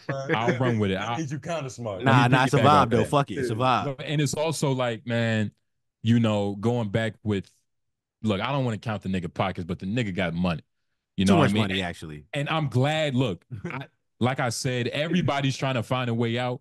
And everybody should. And I hope everybody does. No, some of these niggas gotta stay in the hood, yo. We gotta be honest, yo. Some of these niggas belong at the bottom. Yo, for niggas like us to rise to the top, we gotta have niggas at the bottom, man. That's how it works, man. I ain't gonna lie to y'all niggas, man. There's no top and there's no bottom. You see what I'm saying, gang? That's literally how life works. Man. You see what I'm saying, gang? That's how life works, though. It's not like we're leaving them there. Some niggas aren't gonna be equipped to make the journey. Like, it's like the Trail of Tears. Like, nigga, that was a long way to walk from fucking wherever the Native Americans was to all the way to over to Colorado. Yeah. Not everybody made it, nigga. It's type shit. It's impossible. I don't believe that, man. We shouldn't intentionally leave niggas behind. Yeah. But not everybody's coming. No. Some of these niggas we gotta intentionally, yo, what Dr. Umar said, some of these niggas we gotta put to sleep for good, yo. Yeah. It's a young boy right now. I posted this video. I don't know if y'all saw it. It was a young boy. I saw that. I know what you're about to say, nigga. That was crazy. I'm sorry. Yeah. That's a real story. I didn't make that shit up. That shit happened to me, dog. Let me tell you what I had on, by the way. I had on jean shorts and a crop NFL jersey. I'm the most non-threatening nigga of all time. You're not supposed to even be spoken to you because you could come off weird. Yeah, but exactly. Shorts and a crop top. Belly button. Yeah. You see what I'm saying? Yeah, like, I'm dressing like, yo, I'm so out the streets, y'all. Leave me alone, young boy. I'm good. Yeah. Like, that's so behind me. Yeah. And but what's also so scary about Philly is that every time you say like scary stories, nigga, it's young bulls. It's niggas that are 18 and below. Oh yeah. No. The old because the thing about Philly is at 21 you were OG. If you make it to 21, you were OG. That's fucked up, but it's real shit. I realized I was niggas OGs when I was 21. When niggas would walk up, young bulls walk, yo, OG, can I buy me a Dutch? I'm like, what? I'm OG now? Hold on. What the fuck? Yeah, because a lot of niggas don't make it to this age. So at 21, you OG. And also, it's a weird dichotomy of like, at 21, you OG because you either die or you go to jail and you go until you 50. So it's kind of like that weird shit. But I was walking to the store. Young boy said, I'm going to blick this shit out you. That nigga got to die. We got to put him in the ground. We got to put him in the jail underneath the other jail because you just want to kill people. He just want to kill niggas. I wasn't bothering nobody, dog. I got headphones in. I got a crop top jersey on, and I got jean shorts. I'm a nut ass nigga, yo. I'm a nut ass nigga, and I'm not bothering nobody. I'm just walking on the block. You know what I mean? I'm not gonna lie, my nigga. I wouldn't. Yeah, nobody should talk to you. If you was wearing that, I can only imagine what you look like. You see what I'm Nobody should saying? speak to you. Nobody should speak to me. What type of shoes? Some Reeboks. I got this weird. I was about to say sandals and like nigga, if they talk to you, they want a piece. No. I'm hip hop real. still, so it's like it's still like I mean I ain't sandal all the way, Okay, but it's like some nice Reeboks that they released in '99 that they released in 2014 whatever dog. You know what I mean? But it's one of them type joints. Shit. You know what I mean? Yeah, not fly nigga, but you know what I mean I'm from Philly again. You got to put that shit on. Yeah. I get what you're saying though. There's no boys and girls club that's gonna fix that nigga. There's no opportunities owned that's gonna be like, oh, I don't want to murder no more, nigga. I want to go into tech. Yeah. You can't teach that nigga to code. That nigga would not learn how to code. Yeah. It's not happening, nigga. He'll probably learn how to 3D print some switches. Oh, they already doing that. They already doing that. Yeah. Yeah. Nigga, that's a business. By the way, business is booming for the switch printers. I ain't gonna lie. Oh my god. Oh my god. I can only imagine like an inner city nigga. Like, and that's what I'm saying, dog. Like, it's just a bunch of like, do you believe in God? Well, obviously you believe in God, but like, when did you? Was that like a all your life type of thing, or did you? Fall into that shit. My relationship with God is awkward, but I converted to Islam when I was 13. So before that, I was Christian, but then my mom was like, "Yo, we Muslim now, we mook." I was like, "All right, thorough," but I kind of fuck with Islam. It's kind of like a thorough religion if you like you get past all the like the misogyny. Yeah. You just gotta, just squint at those scriptures. Yeah, but once you get to the real shit, like it's all about loving each other, having discipline, and taking care of community, and also like fuck these bitches. But once you get past fuck these bitches, it's like, oh no, it's kind of thorough. Yeah, and I think the rest of the world knows that. Like the reason that people get so angsty about talking about Muslims, especially when the Muslims fucking up, like you're not acting Muslim, it's because y'all have the most disciplined religion in the world. Oh, it is. In a lot of ways, it kind of makes everybody else look like they're the real ones that's getting close to God because they're serious about this shit. Christians got too many loopholes. Yo, we talking about these niggas pray 5 times a day. I don't pray 5 times a day. Listen, I tell niggas I'm spiritual nowadays. I ain't religious. I'm spiritual.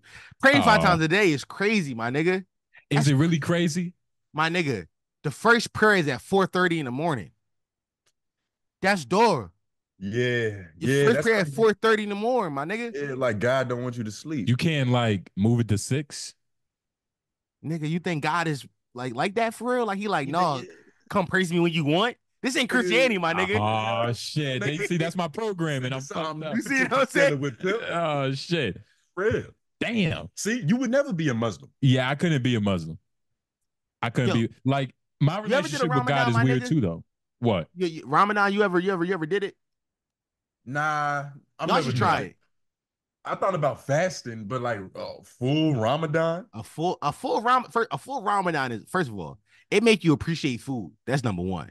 Okay. It makes you because Ramadan, it's the point of it is because Prophet Muhammad sallallahu he did like 30 days where he was just like, I'm giving myself to God. I ain't eating or drinking or the sun is up. I'm just going to read and get closer to God. So that's kind of what the whole shit is.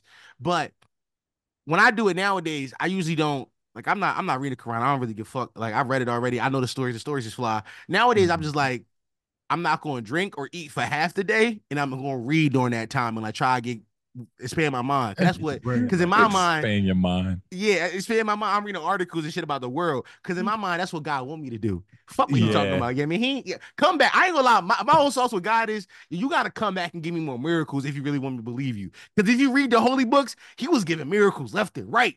He was like niggas walking on water, wine, prophets. He was coming out flipping cities upside down. When the last time he gave us a miracle to make me believe in that nigga? If he really want me to believe, spin back, pussy. Like I ain't got that's where I'm at with it. Nigga, God don't even send bolts of lightning no more. Hell yeah. You know what I mean? This like nigga, some real casualties like, wow, nigga, I'm here. Nigga ain't made another single baby mother in years, nigga. Yo, you see what I'm saying? All these bitches know they baby dads. They be lying. And that's another thing. Like my relationship is it's a little weird with like the Lord too. Everybody's is. I don't believe Christianity for black people. I feel like we're in what's it called? Like when you love the nigga that kidnapped you. Stockholm syndrome. I feel like we're in a Stockholm syndrome for sure with Christianity. And it's not a bad thing because what it once was isn't what it is now per se, especially with the people that are preaching the word.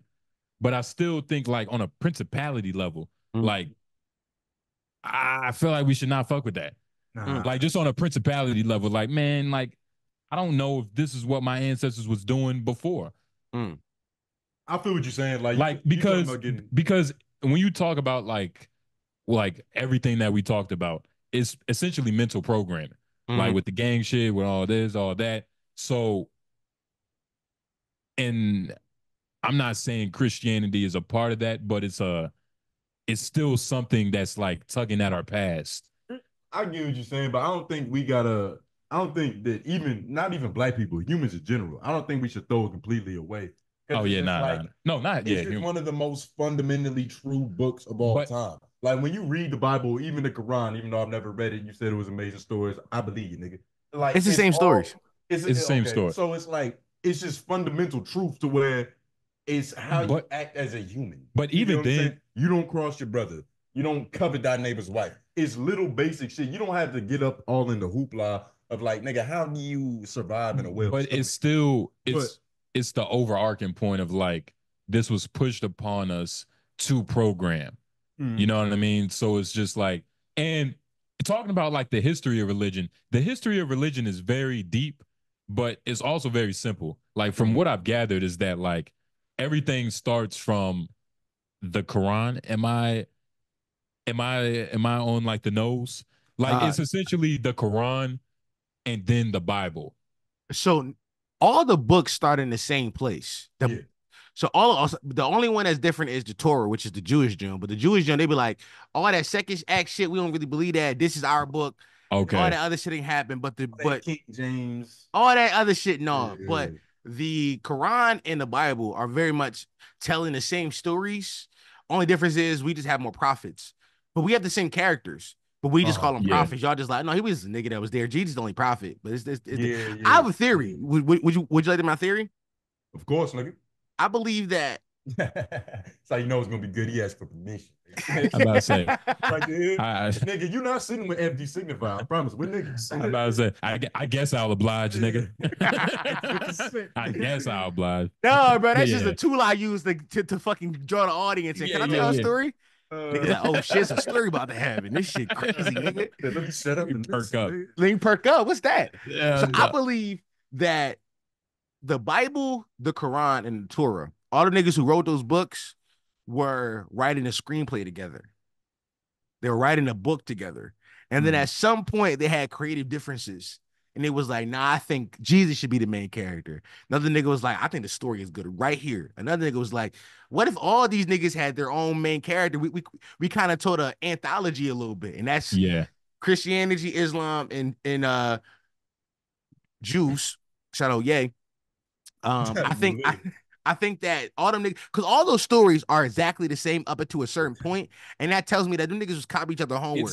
It's all the same. All well, it's information that got spread from word of mouth, and then like your culture did what they did to it. So it's like if you was in Egypt, it wasn't Jesus, it was Osiris. But the thing is, all these niggas, it take place in the same exact region of the world. You telling me these niggas they know each other? These niggas was friends when they wrote these books.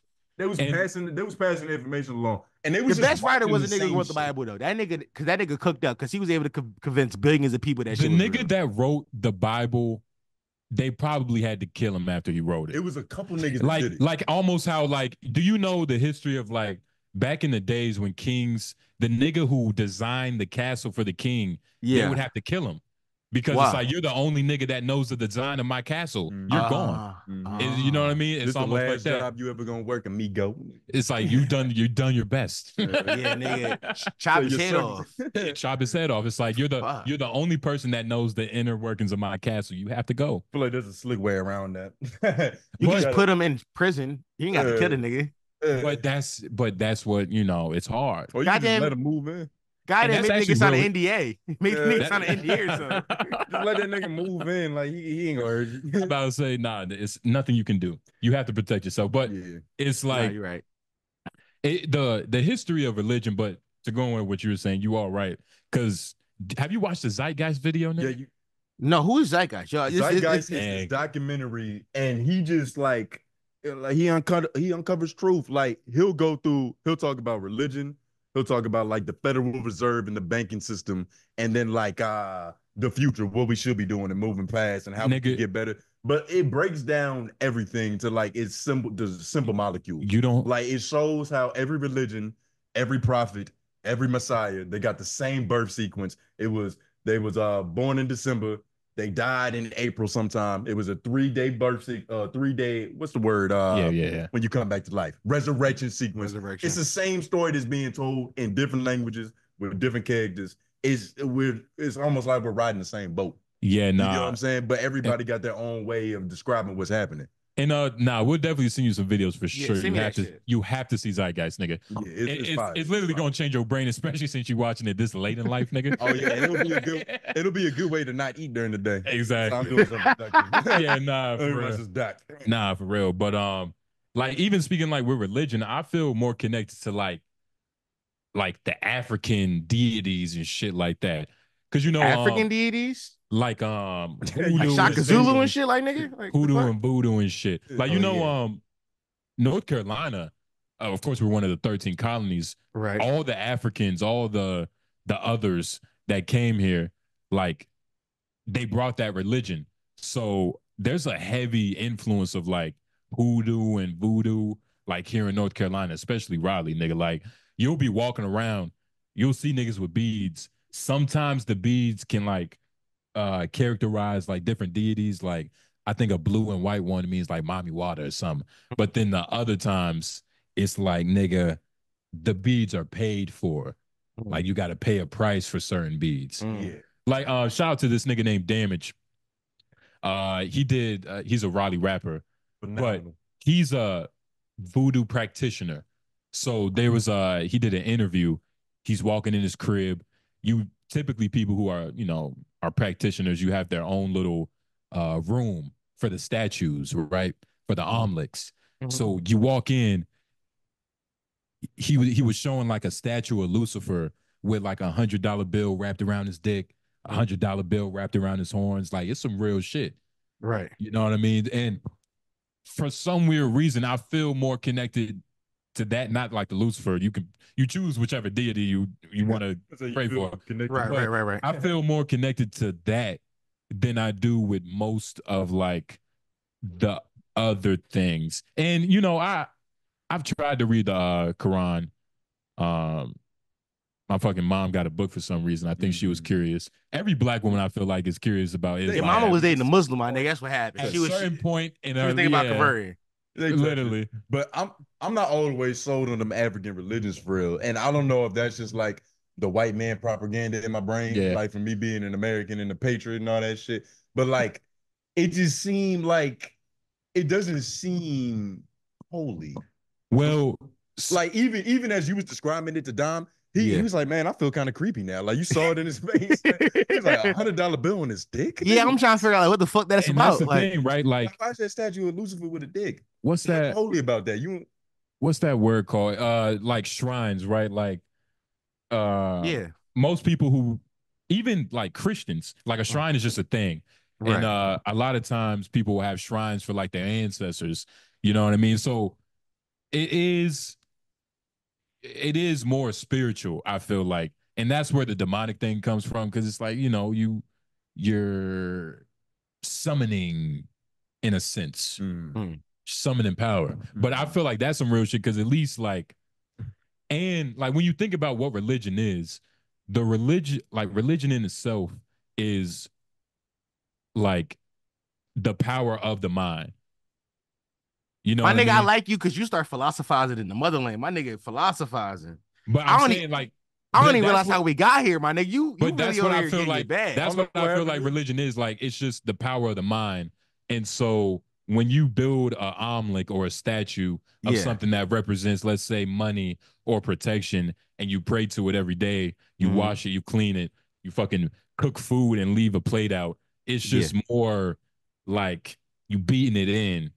You get what I mean? That it's more to pull from. Because like essentially the power of religion is the power of your brain for real. Like it's the human ability to like believe, have faith, and to like actually see what they want to see in the world. Because at the end of the day, like if a nigga's Jewish, he thinks he's right.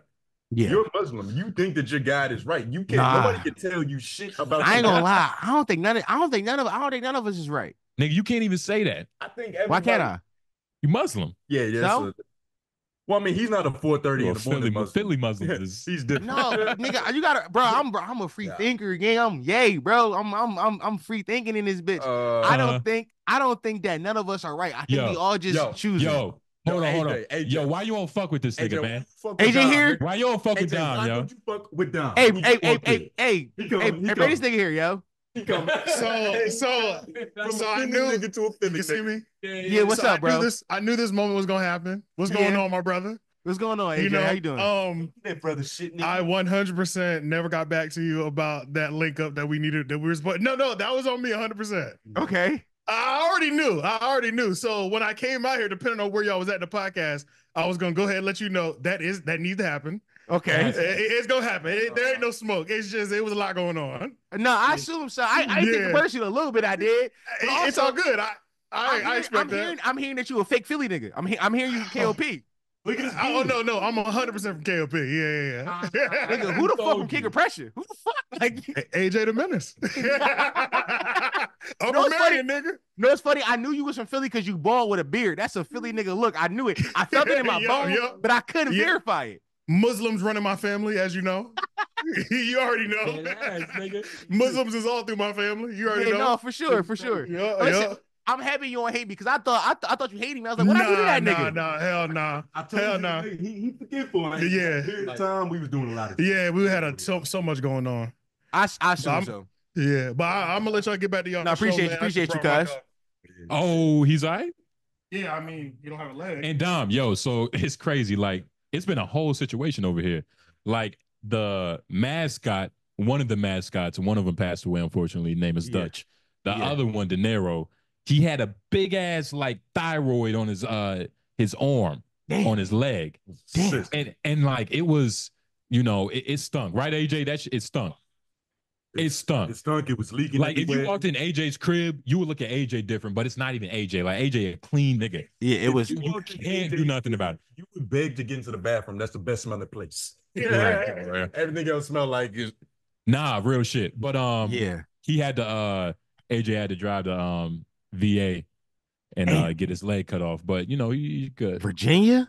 Damn. He's good. It's only like it's only like 2.5 hours though, so it's not crazy. It's like going to Charlotte. But that's still like through state lines, my nigga. You had to pay a toll. I had to do it for my dog, man. And ask how old the dog was. How old that dog is, nigga? 12. Nigga, kill that dog. Nigga, that dog should be dead. Nigga, the fuck you talking about, nigga? Out his misery? What? He's in perfect health. I couldn't do it. No, he not. He missing a leg. Nah. Well, now he's not. But he's actually at 100% minus a leg now. So 75%, nigga. That's the fuck you just described. Yeah, he's not fully a dog. You was probably the second nigga that said that, and I knew you was gonna have that opinion on it. Like, that nigga, shout out to Devil. That nigga was like, "Yo, AJ, I think you should just let him go." You know what's funny? Nigga. We got my family house. My stepmom, she got a pit bull. His name Jadakiss. Real Philly shit. Real East Coast Philly shit. I got a pit bull named Jadakiss. Well, all he on my mom. So fucking Jadakiss like 11 now. And Jadakiss don't got no fucking, he got no energy for nothing. I be like, yo, he about to go soon. My stepmom like, no, he in perfect health. I'm like, that nigga don't move no more. Yeah. Like Jada used to be the type of nigga when you walk in the house, he would jump on you, like give me hugs and kisses. Jada lay in his bed, like you could rob the house now and Jada would look at you. It's like, it's different. I'm like, he probably saw you the exit. He's more of a liability now than anything. This nigga be in the way. You think like we've gotten too close to dogs? Yeah, I ain't gonna lie. Yo, like, that whole man best friend propaganda went crazy. It went stupid. Bro. And I don't even know who benefited from that shit. Like, was there some white kingpin with like a bunch of kennels and like Rottweilers and shit that was really behind that shit, telling the government to say it?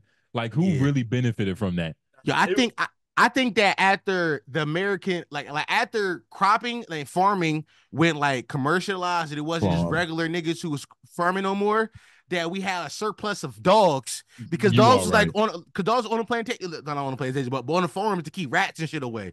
Once that shit went out of style, niggas was like, yo, we got all these dogs. What the fuck do we do? Marketing, man's best friend. Come get a dog, nigga. We got mad puppies.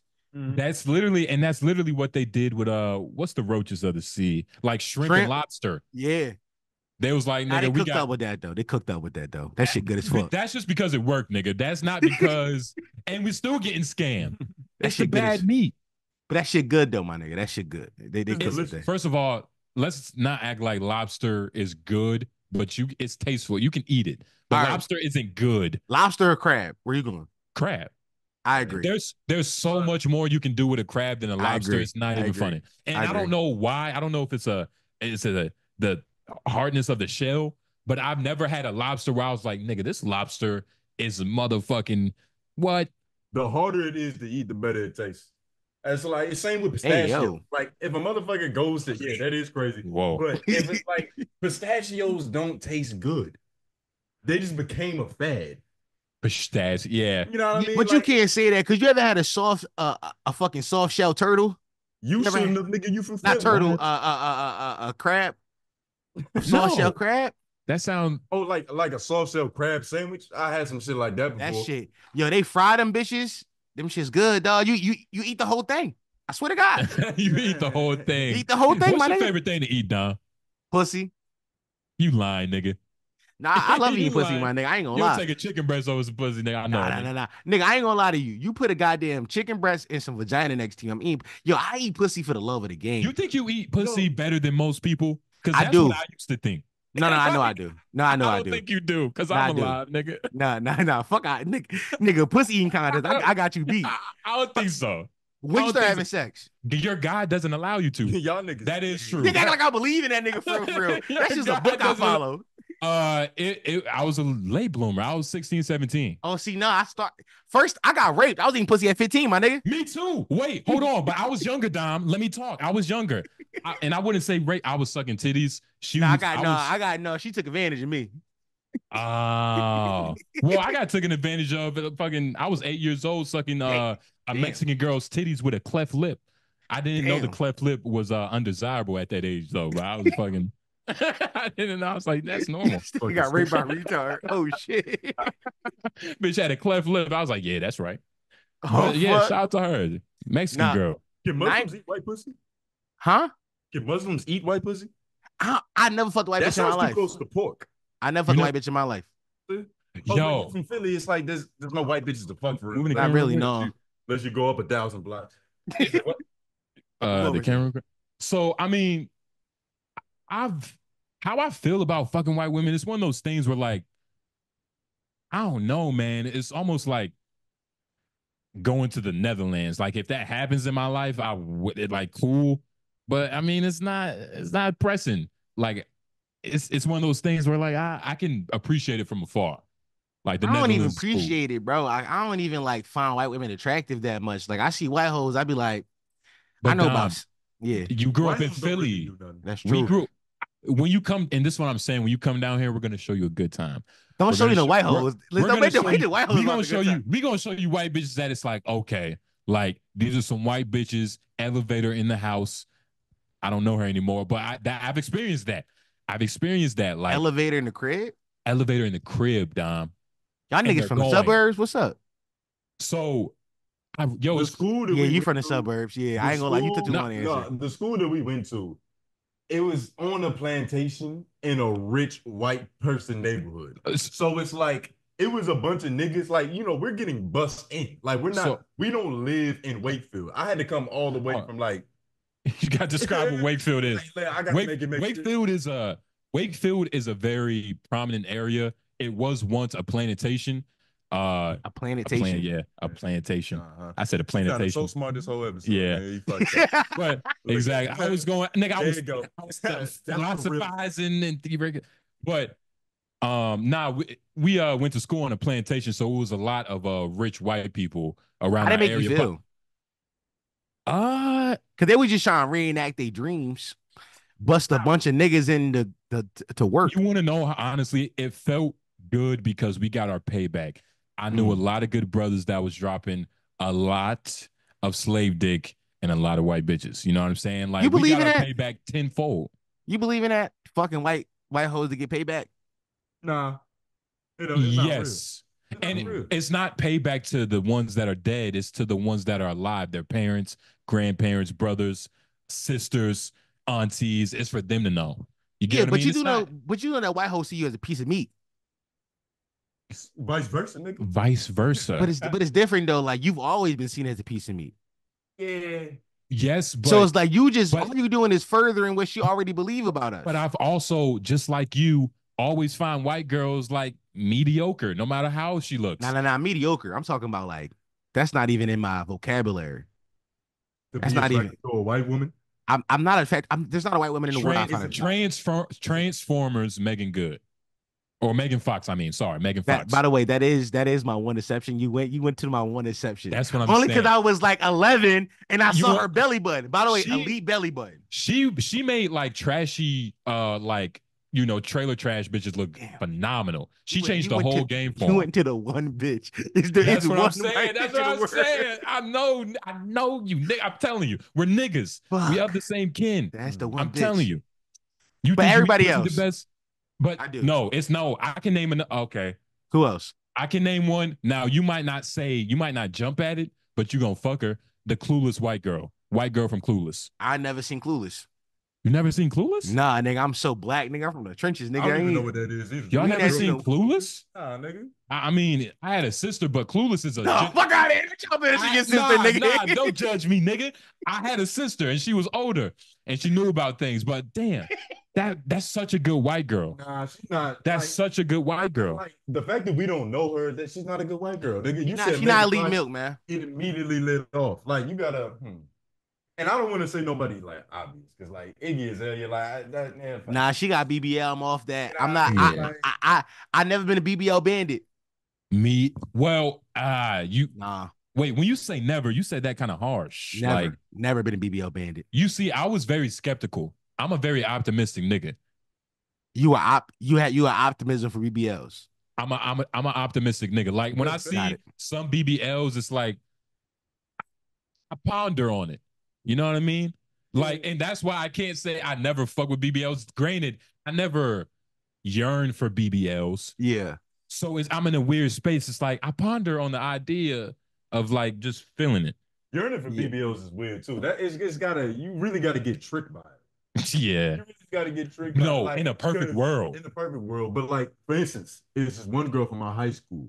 She was okay back in the day. You know what I mean? Yeah. Like she was nothing that you might look at her, you wouldn't look twice though. A couple years go by, she gets some enhancements. Her assets start becoming profitable. You're talking about her. It's only one, nigga. Who else could it be? She got the BBL, and I was like, I might have to start making exceptions. Tony, that is the perfect example. That was the first bitch I saw that literally piggybacking off of what he said. That I was like, this is what he does. I want you to know you call that nigga Tony. He looked at you like, why the fuck you just do that right now? I saw that nigga face. Nigga said, don't call me Tony. Nah, I mean, I ain't be that. Oh, no. Yeah, we call each other by our real names all the time. Yeah, fucking Justin. Yeah. But so you just gave up my superhero moniker. Yeah, I was you're not special no more, nigga. I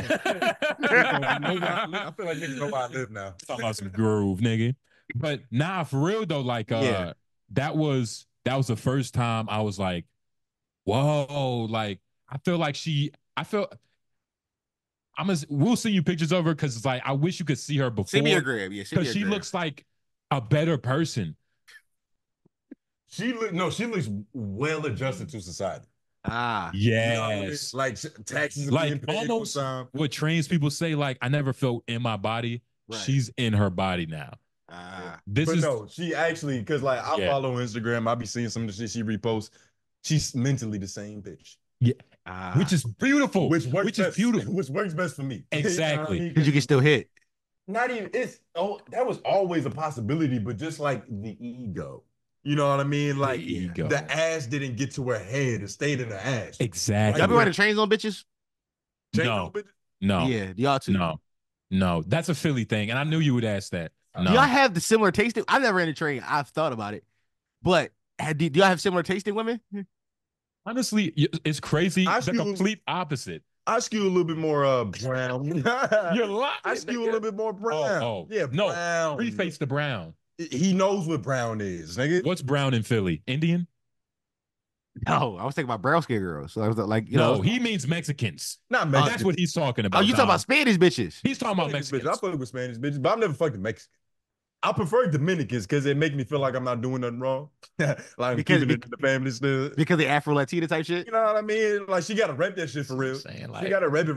Don't act like nigga. It's better than white pussy. I only y'all preference is not black women. No, I've only black women, nigga. The preference, nigga. Yes, mine is his. Honestly, I've seen him. He's a Hispanic bandit. Nah, that's he's the Hispanic like leader, conquistador, if you will. Thing is, right? A lot of Hispanics just tend to like me. Like when you fishing, you don't know what's about to come out that fucking pond. You just sitting there waiting. You put your bait on the hook, you reel it up. Oh, it's a Guatemalan. I'll fuck that. He says that's all it is. He says that, but he knows what pond he's going to. He knows what type of fish is in that pond. You're trying to deflect. But me personally, I've only ever been in serious talking relationships with African women. But that's not because it's like African or like African. Hard. You know what I mean? African women. You talking about Congolese and shit like that. I'm talking about like Congo, Kenyans, Sierra Leone. We got like a little bit of like, you know what I'm saying, West African and I'm a bit of blood on his diamonds. Me personally, I only like real black women, like black women or Africans. That's who like me. Have you ever been in a relationship, like a real relationship? Yeah, my first real relationship was like what's a real relationship to you? No, that don't count. No, it doesn't. But it does though. No, you 24 now. That don't count, bro. I feel you. It doesn't count. Okay. It doesn't count. Especially like getting into a relationship in mid-20s and like just seeing how different it is. It really don't matter. It really, like the problems that I have now, they weren't even possible back then. You get what I'm saying? Like it's certain shit that my girl could be mad at me for today that's impossible when we're 16 because we're not even in that bracket. But also, just to preface, we kind of grew out of high school together, which is why y'all break up. I was probably it was something nasty. Yeah. How did we break up? No, I said when. What age? What age were you? And don't lie. 21, 22. And when did y'all start dating? Like 17, 18. I was junior. Junior year. No, and then junior year. I don't even like the fact. You went to college? You went to college? So it's crazy. Yes, I was kind of with her in college, but I hit her with one of those things like, I think we should just think about what we're doing. Oh yeah, she was getting digged down on that campus, huh? No, I said that. I was on the campus. She was a year behind, so she was still getting dismissed for lunch while I was, you know what I mean? So you a pedophile? Well, no. I'm fucking with you. I'm fucking with you. I never thought of it like that. That's interesting. I'm about to say 1 year, nigga. We got at least 3 years in North Carolina. It's a 3-year wage gap. I don't know what the law is, nigga. I try not to go under. Nigga. I know, yeah. And if it's under, it's got like you better turn 20 in a month. Yeah, like that's the only way. Anything 20 in a month. If teen is in your age, you know what I mean? That's just it's immediate. But nah, I guess when you put it, yeah, I've never been in like a real relationship. But me personally, we had real things that happened, which is why and we grew out of each other. We grew up with each other out of high school and shit. So, but no, I haven't been in no real relationship. Have you? You been in a couple? Yeah, I know you in one now, but yeah. My current girlfriend, she's 30. She talking about kids and shit. See, my younger brother. You couldn't wait to say that, nigga. You could what? My younger brother wants to skew older too, because it's just like he got tired of dealing with bitches his age. Because he's 19 right now. So the way that the world's working for these TikTok bitches is he feel like he need a bitch that's at least my age. No, he tripping. Now, I think that I don't know, like I got a real old nigga energy about me to some people. Cause like I said, I lived 1,000 lives. I used to rob niggas and then I became a podcaster. So it's like it's two different niggas that women speak to. It's like it's a so I And think robbing niggas is different from like thievery. no strong. I'm talking about strong arm robberies. Yeah, No I know. gun.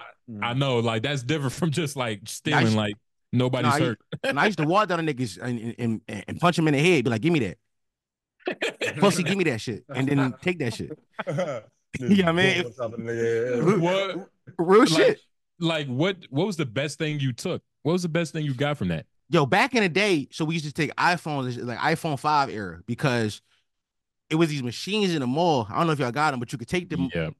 But back in the day, it was no ID. You could just take it to the mall and they would give you like $150 like that. But now you gotta have ID. So, but like, what's the ID meta drop? We used to pay a crackhead $40. Like, you got ID on you. I give you $40. You got an ID. You just give me your ID. I put your ID in there, and then you know what I mean, just so it can come back on us. So it's basically iPhones and wallets. But most times, like you take a nigga wallet. I'm like 19 at the time. He got $60 on his car. I ain't getting nothing off that. Give me that phone, cuz. Give me that. You know what I mean? Yeah. And then whatever cash you got on you. I ain't for real. It was I wasn't a good criminal. I always say I wasn't a good criminal. Like I used to rob. You seem like you had compassion. Like you save a nigga $2.50 to get on the bus home. Yeah.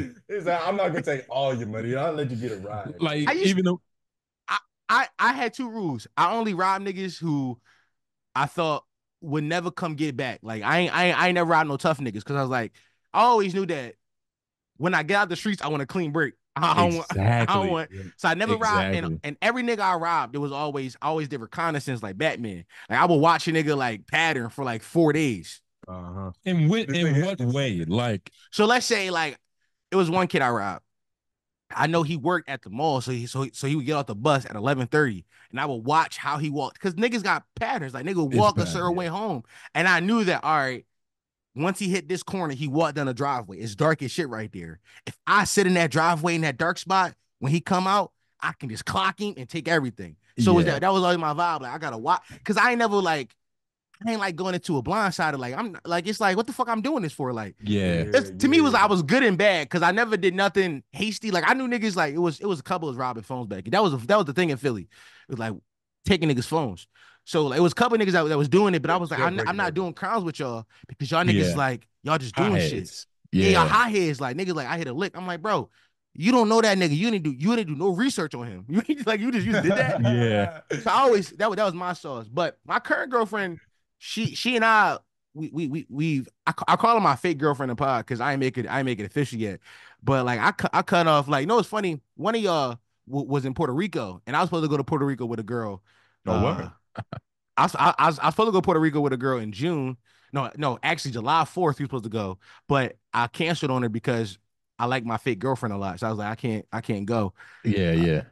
But before this I had a relationship. Me and my ex. We lived together. We had moved in together when we was 19. We got a spot together when we was 19, my nigga. Damn. Yeah, we had 4 roommates. You loved her?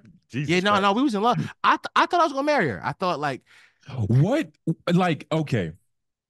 How many times have you had that feeling? Have you only had that feeling once of like, yo, I think I can marry her?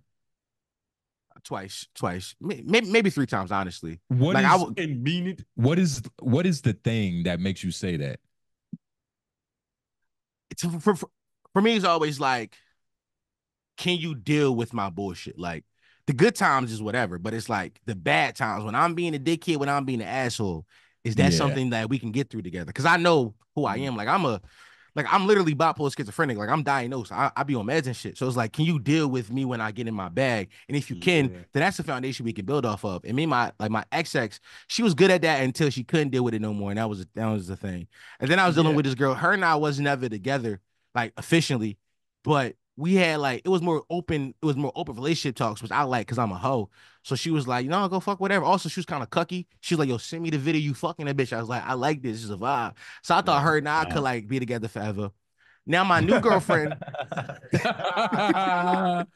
off of pure ego, nigga. Yo, she likes it, nigga. Yeah. Down. No, but it's more so like I said, I believe in something called radical acceptance, right? Can you accept me for who I am at my worst? Like that's kind of what radical acceptance, and she accepted me for who I was at my worst. So I thought that could work, but then shit fell off because it was like long distance or whatever. And then my new girlfriend, I like her, but it's like I like her because she gets me and she loves me and she sets me for who I am. The only issue is like super monogamous, and I'm like, I'm a hoe. Like her and I Yeah. watching a show called Couple to Thruple. And the whole time we watching the show, I'm like, babe, like, like how you feel? Like, So would you swing with her? you know what's funny? I thought about this. I thought about this a lot. Could It's a I no. be a swinger? I I could. think you could. I could, but not in Philly. Like I could let her fuck a nigga on vacation. My thing is with swinging, like I will always believe I have the baddest bitch. There will never be an optimal trade for me, and Nah, there's that's always what an optimal that's the trade. hardest. That's the hardest part about It's not- swinging in my area that I would be swinging at. Like, where am I gonna find like a Here's the sensible thing. nigga with a bad bitch? Yeah, because like most niggas, if they really have a bad bitch, they're not trying to share. That's not Niggas true. selfish. That's not true. I know, watch. but Listen. I got a whole Gooner account. It's a lot of swingers. They be some bad bitch niggas. Like, yeah, I be letting my bitch fuck, but I be fucking. It's like a whole sauce. My whole thing is with like, I believe that you never got the baddest bitch, but you accept. But you You know what I mean. You get you you love her, nigga. You love She her. feels like the baddest Yeah, bitch. yeah. exactly. You just put You her up love in that her. pedestal in your brain, but like she's not actually the baddest bitch. Yeah, But no, it's- You I just think most of condition us gonna yourself. marry No, sixes and Let me- sevens. preface. Yeah. Bad in swinging is very different from bad in regular society. Mm. We're talking about swinging, guys. Okay. Like bad in swinging is like if you are a 7, Mm-hmm. you bad. Yeah, You true. bad if you're swinging. True. You are very bad. Because most niggas aren't sharing the bitches. Most- That's what I'm saying. Yeah, nigga, most niggas are sharing their leftovers. I've never seen a nigga that was like, yo, you want to get this too? And even like, I don't need the idea of swinging. I just don't find it necessary for real. I can't envision balls. You know what I mean, Dom? You can't Like I envision can't envision another set. I haven't seen another set of balls since I was probably 4, and like in real life, you mean? and like my dad's towel accidentally dropped or something. Yeah. Oh shit. Oh. But that's the last time I've seen some balls. That wasn't feel mine. you. And that's probably the most scary thing to me. Yeah, but for me, it's always like, yo, is she happy? Like, you see what I'm saying? Like, is she happy on that dick? Am I happy with this pussy? Nigga, And I get you. I get you. It's an experience, right? I understand that aspect that it's just like, are we both benefiting from this event? Are we both happy and connected, really? No. Because I feel like that's in a weird way with swinging is kind of like a deranged thought, but like you get closer by getting further away. You know what I mean? Like you start to appreciate the little intricacies, like oh, my bitch don't got a mole on her back. You know what I mean? Like you just start to you appreciate the small things. My ego's too big for swinging. Really? My ego's way too big for swinging. Like it can only work if she's watching me fucking other bitch or like we just fucking this bitch together. But I'm not trading nothing. Like that's not happening. I'm not going into the free marketplace with my bitch. Like let me see if I can leverage this pussy for some other pussy. Like because there's pussy right here. What am I trying to leverage? Different pussy. And because she's your girl, there would never be an equal trade. It would have to be like, nigga, Hove just DM you randomly. It's like, yo, be really digging you. Be really digging you. Be digging you. She wanna suck your balls. You like some shit like that. That's the only way. And even then, I'll be like, nigga, I think I might want a Rockefeller chain more than that bitch. Yeah, nigga. Beyonce, nigga. Beyonce was bad when you was little. You crazy? Nah, I'm piping Beyonce down. Nah, I'm with him a little bit. Beyonce. I'm piping most, even like mediocre to ugly women celebrities. Because you don't have self-respect. But like that's not all of us, nigga. Like I know all the fine level. And it's like You I would know too. that I don't have to fuck mediocre if that's what's on the table. I just go. I just leave. But you're not fucking the women you're fucking now aren't like bosses. What do you mean? Yeah, that don't mean nothing to me, dog. I don't care how much of a bitch a boss a bitch is. Is she bad? Like, you see what I'm saying? Like, is she bad or do she love me more than I love her? That's my sauce. She literally just gotta love me. I don't care if you have aspirations. If you do it, I'm gonna help you with them. But it's like I don't know if honestly, if for like a relationship, I don't like just like a free spirit ass bitch. You know what I'm saying? I like a bitch aiming for something, aiming for multiple things, big things. You get what I mean? I can't have like just a regular motherfucker just not aiming for something. I agree. I don't want no bum bitch. How big of aspirations you talk? Because I'm not saying I want a bitch that's just gonna sit on the couch all fucking day. Like, you know, have a passion. It's a mentality thing. Like, I like the mentality of boss women. I like the mentality of the secretary. It's the vigorous. I like secretaries, nigga. But you see, let me write these emails with these spreadsheets and shit. Let my dream be the biggest. But that's what we just all sleeping to work on my dream. That's how big my ego is, though. That's what I'm saying. You got too big of an ego, my nigga. But honestly, if you think about it, my ego is so big, nigga. I turn the bosses into my secretary. You get what I'm saying? Like, that's the point. I'm not.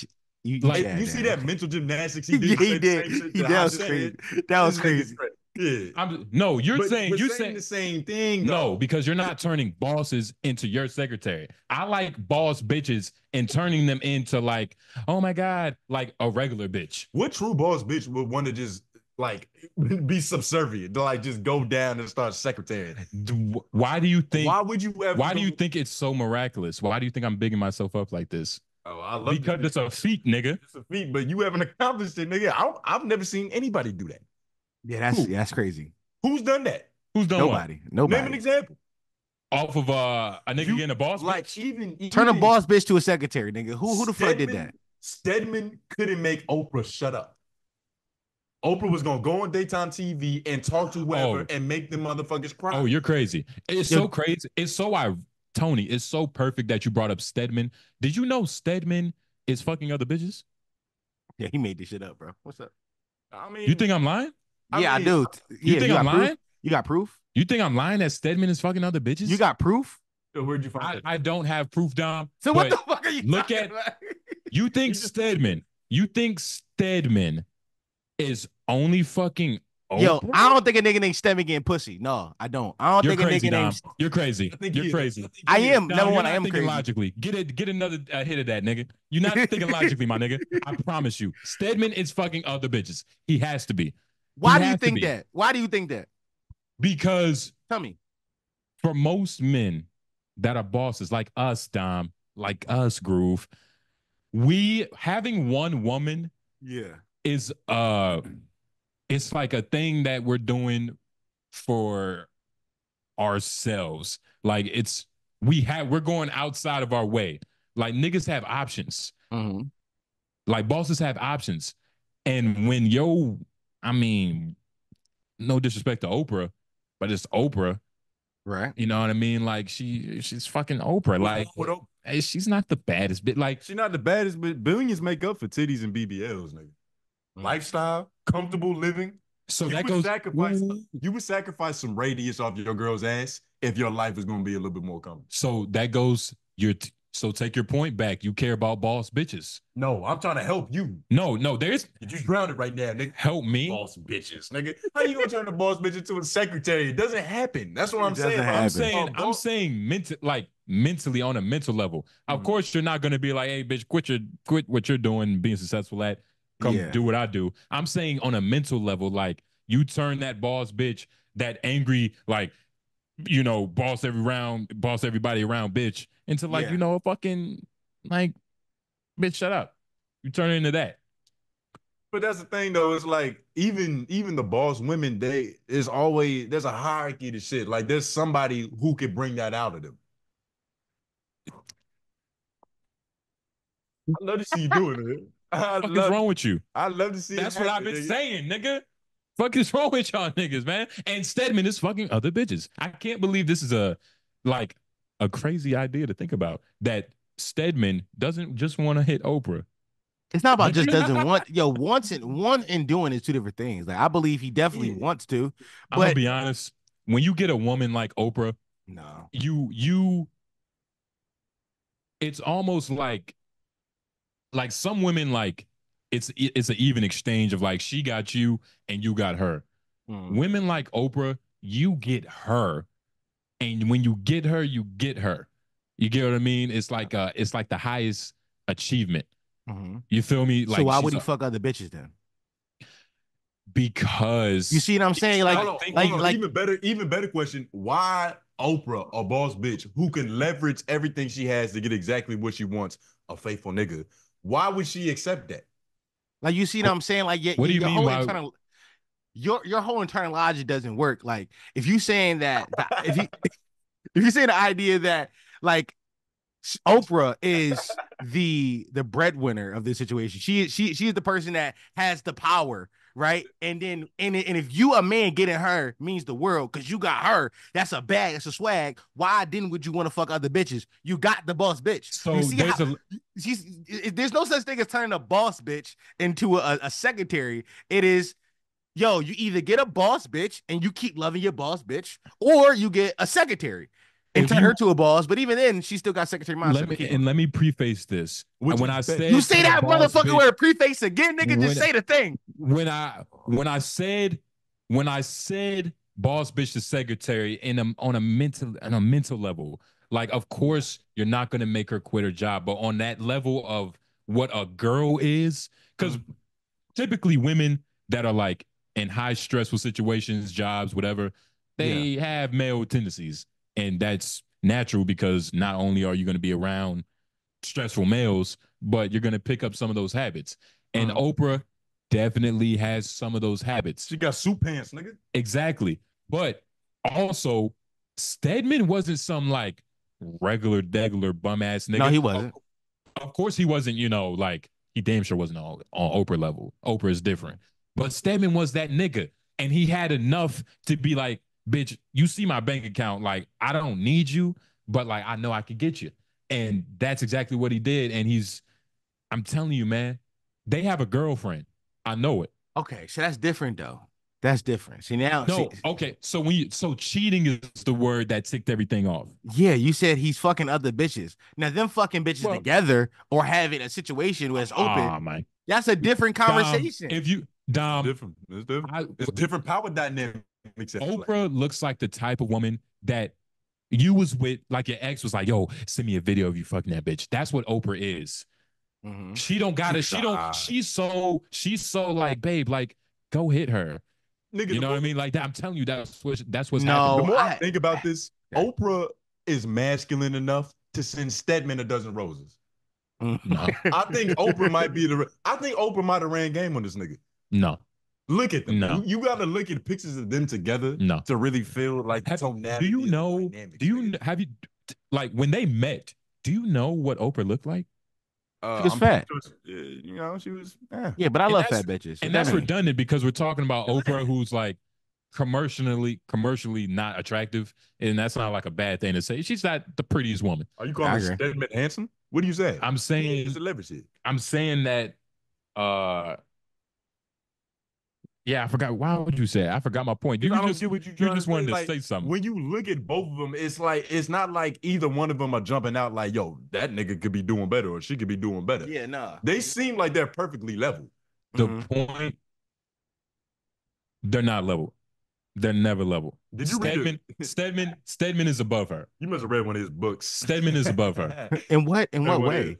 One of his articles. Stedman, like, you guys, like, bro, a woman like Oprah, she doesn't need like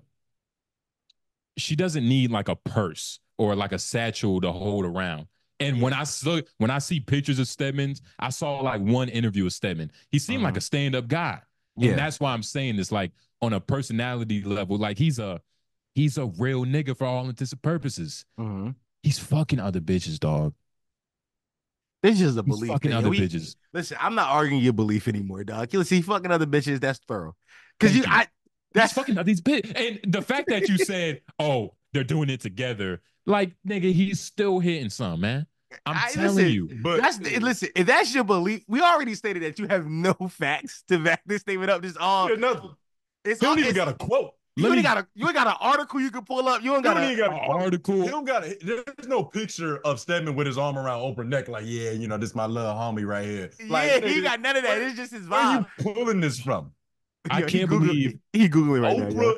Oprah like you're saying, Oprah doesn't need any of the normal pleasantries that a woman would want from a man. She's literally getting exactly what she wants from this. Look, man. Every woman in America has probably been cheated on. Every woman in the world has probably been cheated on. What's and cheating? That's a real stat. What's cheating?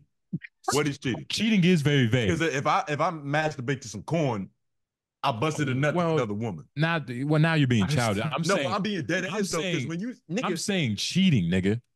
See, that's what I mean by like it's impossible. Then that's not true. It's not true. There's some niggas who wouldn't fuck a fly. Yo, my nigga said that's a fact, yo. My nigga said that's a fact. That's a fact.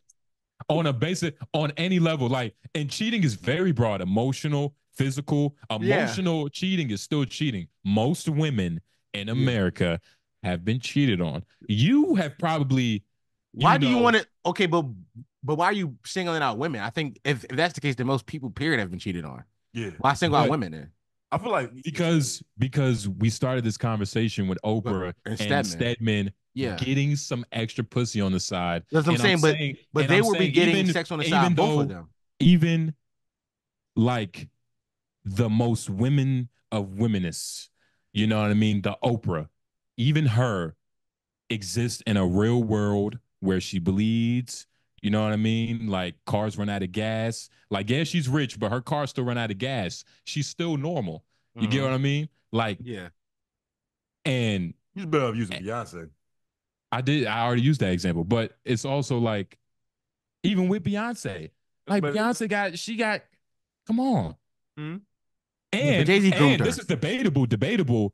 Jay-Z cheating on her created like a whole movement that put her on a whole nother level. Jay-Z getting some side pussy is the best thing that it's one of the best things that could have happened to her career. He gave her another album. One of the best things. He gave her another album. This is the only bitch that got cheated on and he gave probably from the best it. album. He probably gave her the best album. It was the best thing that ever happened to her. And like, how you think Oprah been winning all this time, man? Yo, I'm done. One of the greatest podcasts I've ever seen in my life. This nigga done. Our nigga just what? I'm not arguing the point no more. I stopped arguing a while ago. I think I got it. Yeah, you stopped parents a while ago, nigga. I think I got it. Yo, that was one of the best podcasts I've ever seen in my life. I can't lie. Nigga argue something that does not matter for 30 minutes. It's elite talking though. No facts. That's yapping. That's yapping if I've ever seen it, dog. Yo, that's just what we do. Podcast, nigga. This what happened. He's just talking in circles. Made a point. I don't know about made a point, but I think we'll let the viewers really beat us into submission. He tried this, man. I beat a Philly nigga into submission. What you saying about Dom? He's trying to change. He's trying to change his Philly way. He ain't robbing niggas no more. Belly button shirts. He's different. Yeah, nah. You wouldn't have got Dom back in the day. Nah, you wouldn't have got me. I would have smacked you, dumb ass. I'm like, yo, stop talking to me. Would your old self would rob you in a second? Oh yeah. My old self would think I'm a lick. But then I would have beat young boy to fuck up though, cause like I'm bigger now. I'm like 270 now. Back in the day, I was skinny. I was like y'all size. I was like maybe $170, $180. I was small. Yeah. I beat young boy to fuck up. I ain't gonna lie. Young boy got shit on me. I put him in a headlock. And also young boy don't got no gun either. So I know it's all handwork. I'm putting young boy in a fucking coffin. I'm about to say, you know that young bull's deepest fears. Nigga. Real shit. You know what to say to make his knees shake real quick. I'm like, young bull, stop playing me, nigga. If I call your fucking mom on you, nigga, I call Umi on you, pussy. You know what I mean? Yo, that's fucking crazy. No, real shit though. That's I don't know. Old me is it's funny. I talked to that fucking FT Signifier shit opened a lot of doors for us. I'm talking to rappers who like I grew up listening to. I'm like, your old me would have been like 16-year-old Don would have been like, this shit nuts. Like, I'm not gonna say no names, but I'm talking to like members of TDE are reaching out to me to have conversations, my nigga. Yeah, that should be surreal. It's nuts, my nigga. It's nuts, and it's like, yo, all because I talk to a microphone. Niggas care about our opinions. It's crazy. Did it feel stale when it happened though? Because it's like it's a couple niggas. It's niggas whose phone number I could call.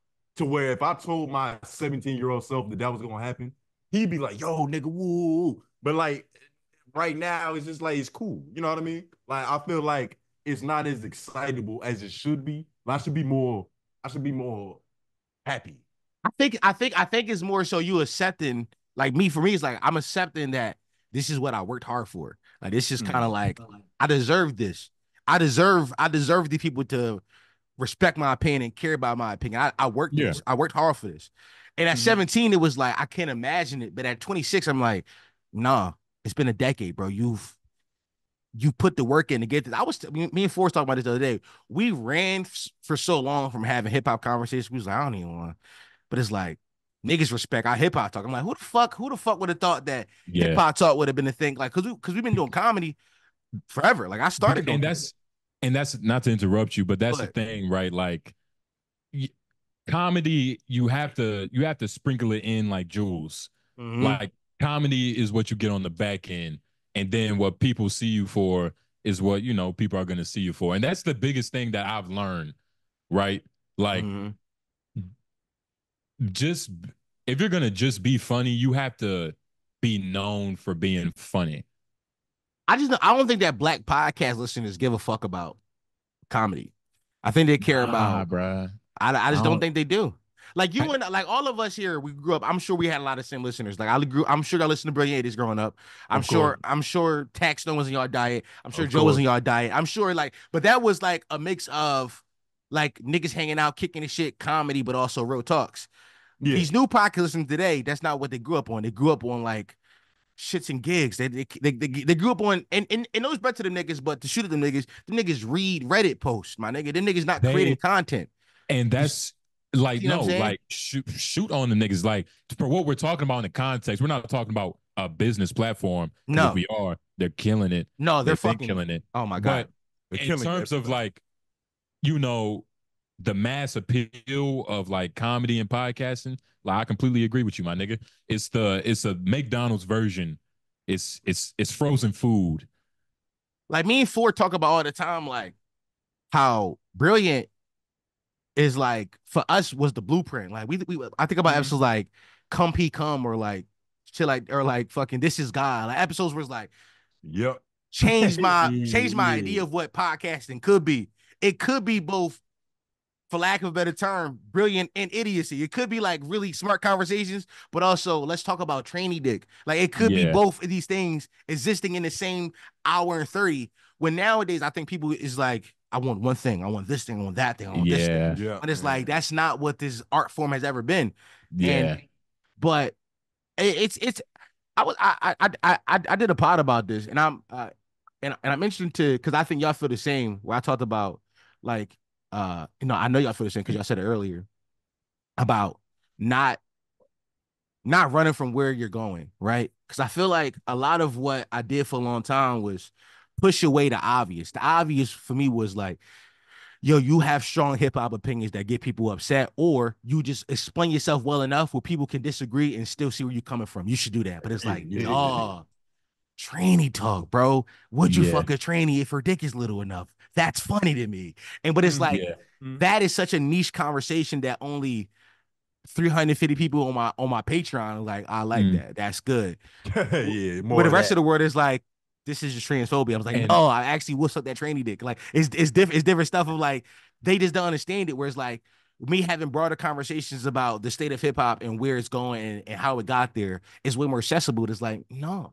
So I can't, I gotta stop getting in my own way as a creator. And I think you guys experienced this a little bit too. When you talking about LOI is like your baby, but like homeroom is the thing that got you there. It's kind of like you are resentful of it in the sense of, damn, why was this the thing I'm known for? But I want to tell y'all, like, it's nigga, we don't get to choose what we famous for. We don't get to choose it. We don't get to and you don't get to choose what people love you for. And that was a quote from Patrice. You know what I mean? Like people are gonna love you for what they love you for, and you just gotta just accept that. Like people like you. You know what I mean? Like that should be just base level appreciative. What's the word? Appreciation, validation. They both work, but at the same time, though, like just because that's what motherfuckers expect from you doesn't mean that that's what you are owed. Oh no! I agree. You know what I mean? Like, go ahead. No, go ahead. Like just because, like, all right, this is what I'm doing now because this is where I'm at right now. But in 30 years, well, shit, 10 years from now, I'm on some completely different shit. I don't want motherfuckers running up to me like, yo, be 25 again, dog. That's the version of you I love. Like, nigga, that's not where I'm at in this path. You know what's funny, bro? Like, that's something I actively fight with my audience about. Cause like I've had like a pretty good sized audience for a few years now. We haven't grown a bunch, but like we were doing 2,500 listens. We were doing 2 episodes a week. That was like we had every episode we dropped. That was it, and it wasn't growing, but it wasn't losing followers. And I told them niggas, I'm like, yo, eventually I'm not gonna be 22 and come in here and talk about how I fucked this bitch in my dad's basement no more. Eventually I'm going to be 27. I want to have conversations about whatever adult shit I got going on, like whatever new shit I'm going through. And I don't think that like a lot of niggas like I did a pod today. I was like I'm losing some of y'all, and that's okay because y'all are growing out of me, and that's fine. Like it's okay to grow. It's okay to grow out of your favorite creators. It's okay. Like a lot of my audience grew with me. Like I'm talking about when I got popping initially, niggas was like 16, 17 years old. They were teenagers. Those same niggas now are like 2021 is like, I don't find the same shit interesting. I don't find I'm like, that's okay.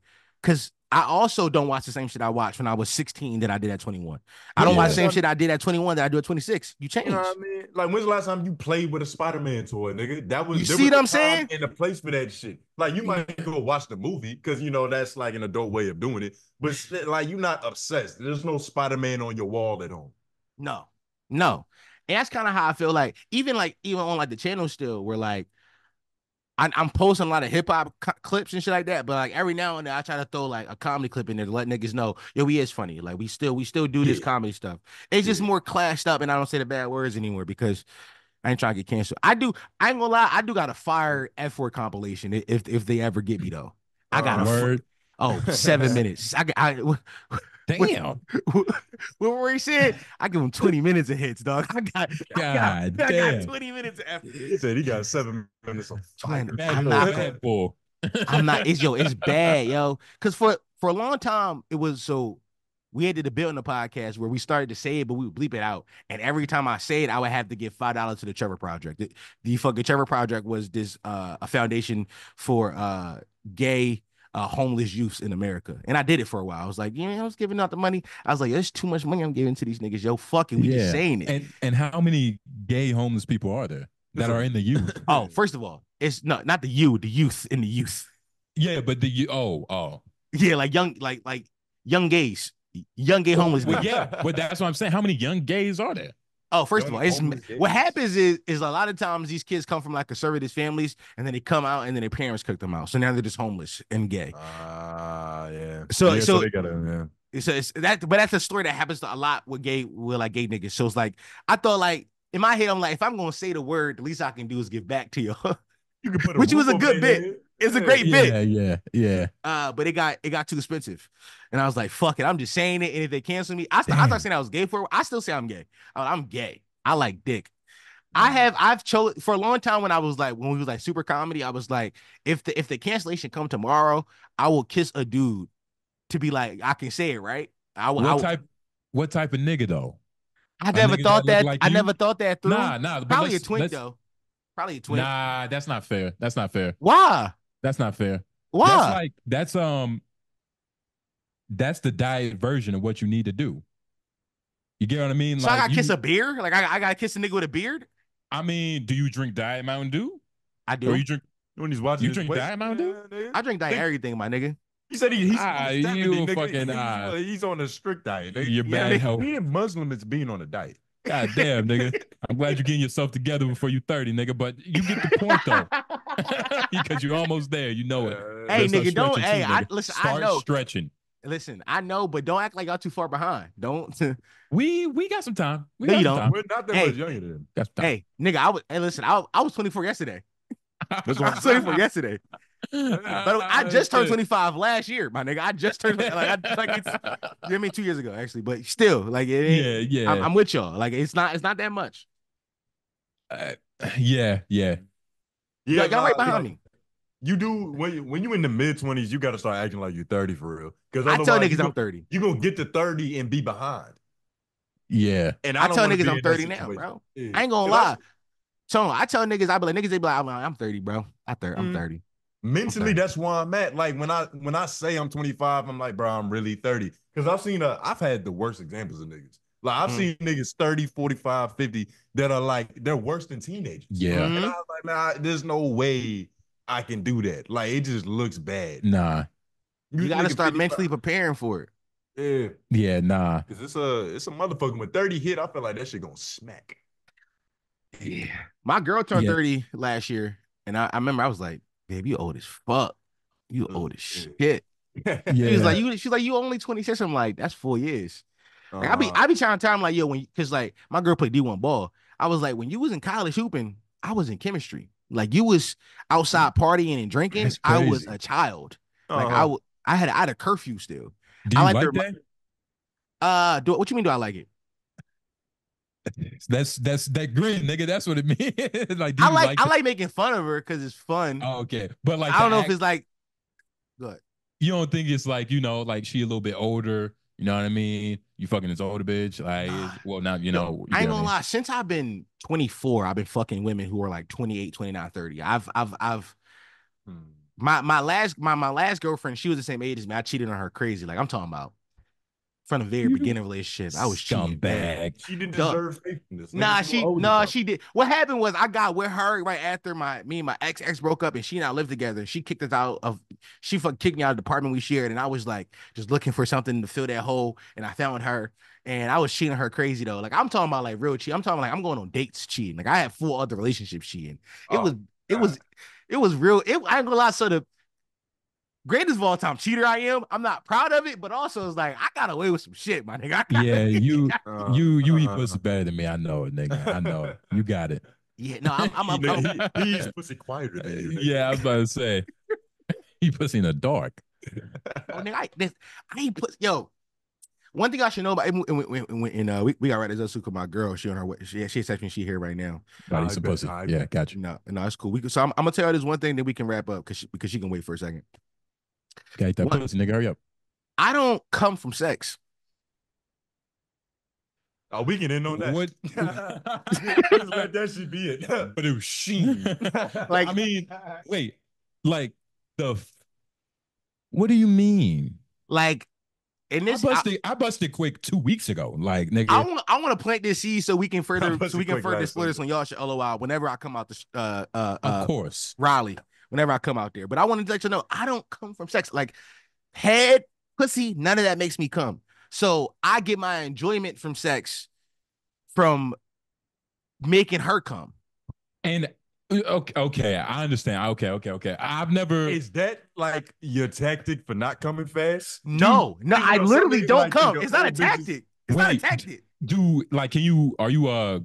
condoms make you uncomfortable? No, I don't wear condoms. I ain't wear condoms in 7 years, dog. I don't wear condoms. I haven't bought a condom in like at least 2 years. I got condoms here for when I fuck prostitutes, but I don't wear them and shit. Yeah, that's for the scallywags. Nigga, that ain't for moral women. Well, you make prostitutes come? Nah, y'all make the prostitutes come. Nah, I'm lying. I never fucked a prostitute. I do often think about fucking prostitutes. Often I go on the website, be like, it's $150. How bad do I want to come right now? Would you pay for pussy? Would I or have I? So yeah. That's a yes.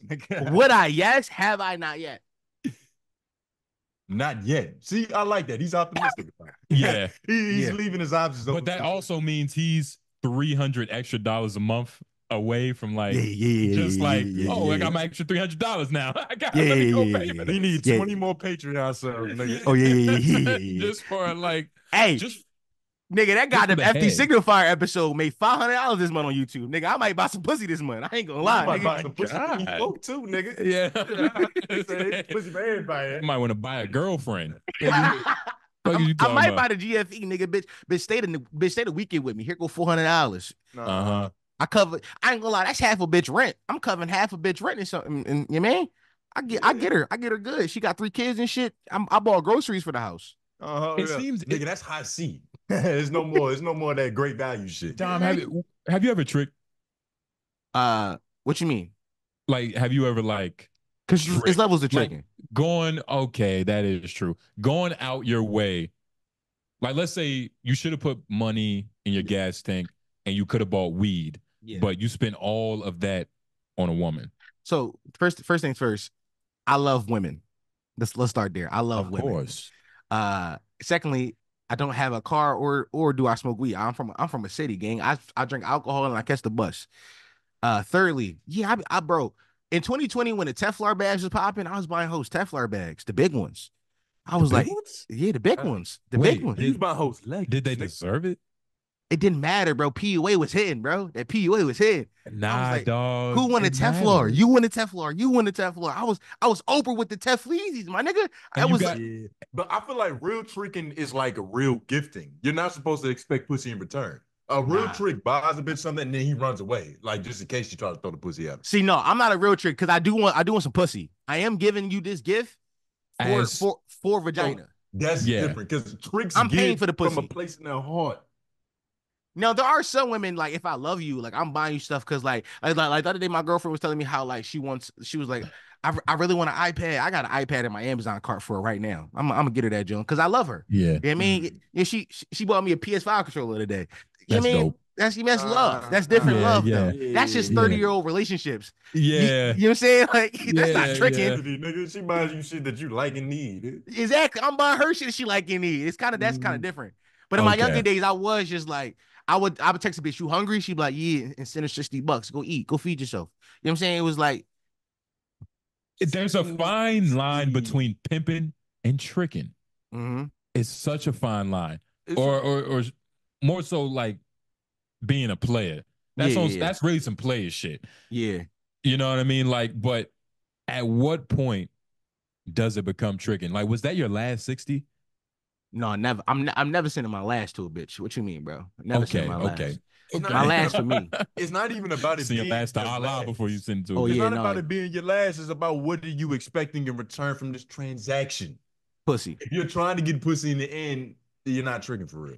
If I don't get pussy, I'm gonna have to treat it like a car payment. If you don't pay it, anything I gave you gets repossessed. All right. Immediately. That's where we gotta end. Fellas, this was amazing. This was one of the best podcasts I've ever done in my life. Nigga, we gonna have to do this again. Like it's gonna have to happen. Listen, we gotta plan to come out. I've always since I found you, I was like, I'm gonna come out there and sit on that raggedy ass couch. I've always said that. Nigga, see, we get upgrades, nigga. You ain't even gotta do that. Yeah, I know. Hey, I ain't gonna lie. I know y'all niggas get some money over there too. I know y'all niggas get some money for real. I know y'all niggas get some money. What them contracts was like, yo, is AJ gonna ruin him all y'all? Yes or no? We gotta figure it out. And that's why that's literally why you have to talk to him later this week or next week. So I mean, I'm telling you, y'all have to talk. I think AJ and I are very similar, and I always thought we was. That's why I thought he didn't like me for a second. I'm like, are we too similar? I think that nigga might not like me, dog. Yeah, nah, man, and that's why y'all are gonna get along. Like y'all, I love all y'all boys, man. I be playing y'all shit while I eat, my nigga. Like y'all become a part of like my routine and shit. Like I fuck with y'all boys. This is. It's not as crazy as like talking to Joe Budden, but it's just like, still, like you know what I mean? It's cool. Like it's cool, you know. Because another thing, right? Like. Granted, we haven't met too many people where it's like, damn, I wish I would have never came in contact with you. Yeah. So like when it happens to where like you get to talk to a nigga that you just been seeing funny clips online, but is he funny in person? Is he cool in person? It's like, it's all those different types of things. So just to see that you're a real nigga, and I wish we would have got to talk to your Puerto Rican brother. He Dominican. He Dominican. Oh, it's Dominican. Oh, Dominican. Yeah. Okay. Yeah, I mean, listen. Like I said, we gonna plan to come out there. Appreciate y'all boys. Of course. See y'all the next one. Bye. Hey man, you be all right, y'all. Be good. Potty mouth. Stop playing. Well, hello, potty mouth.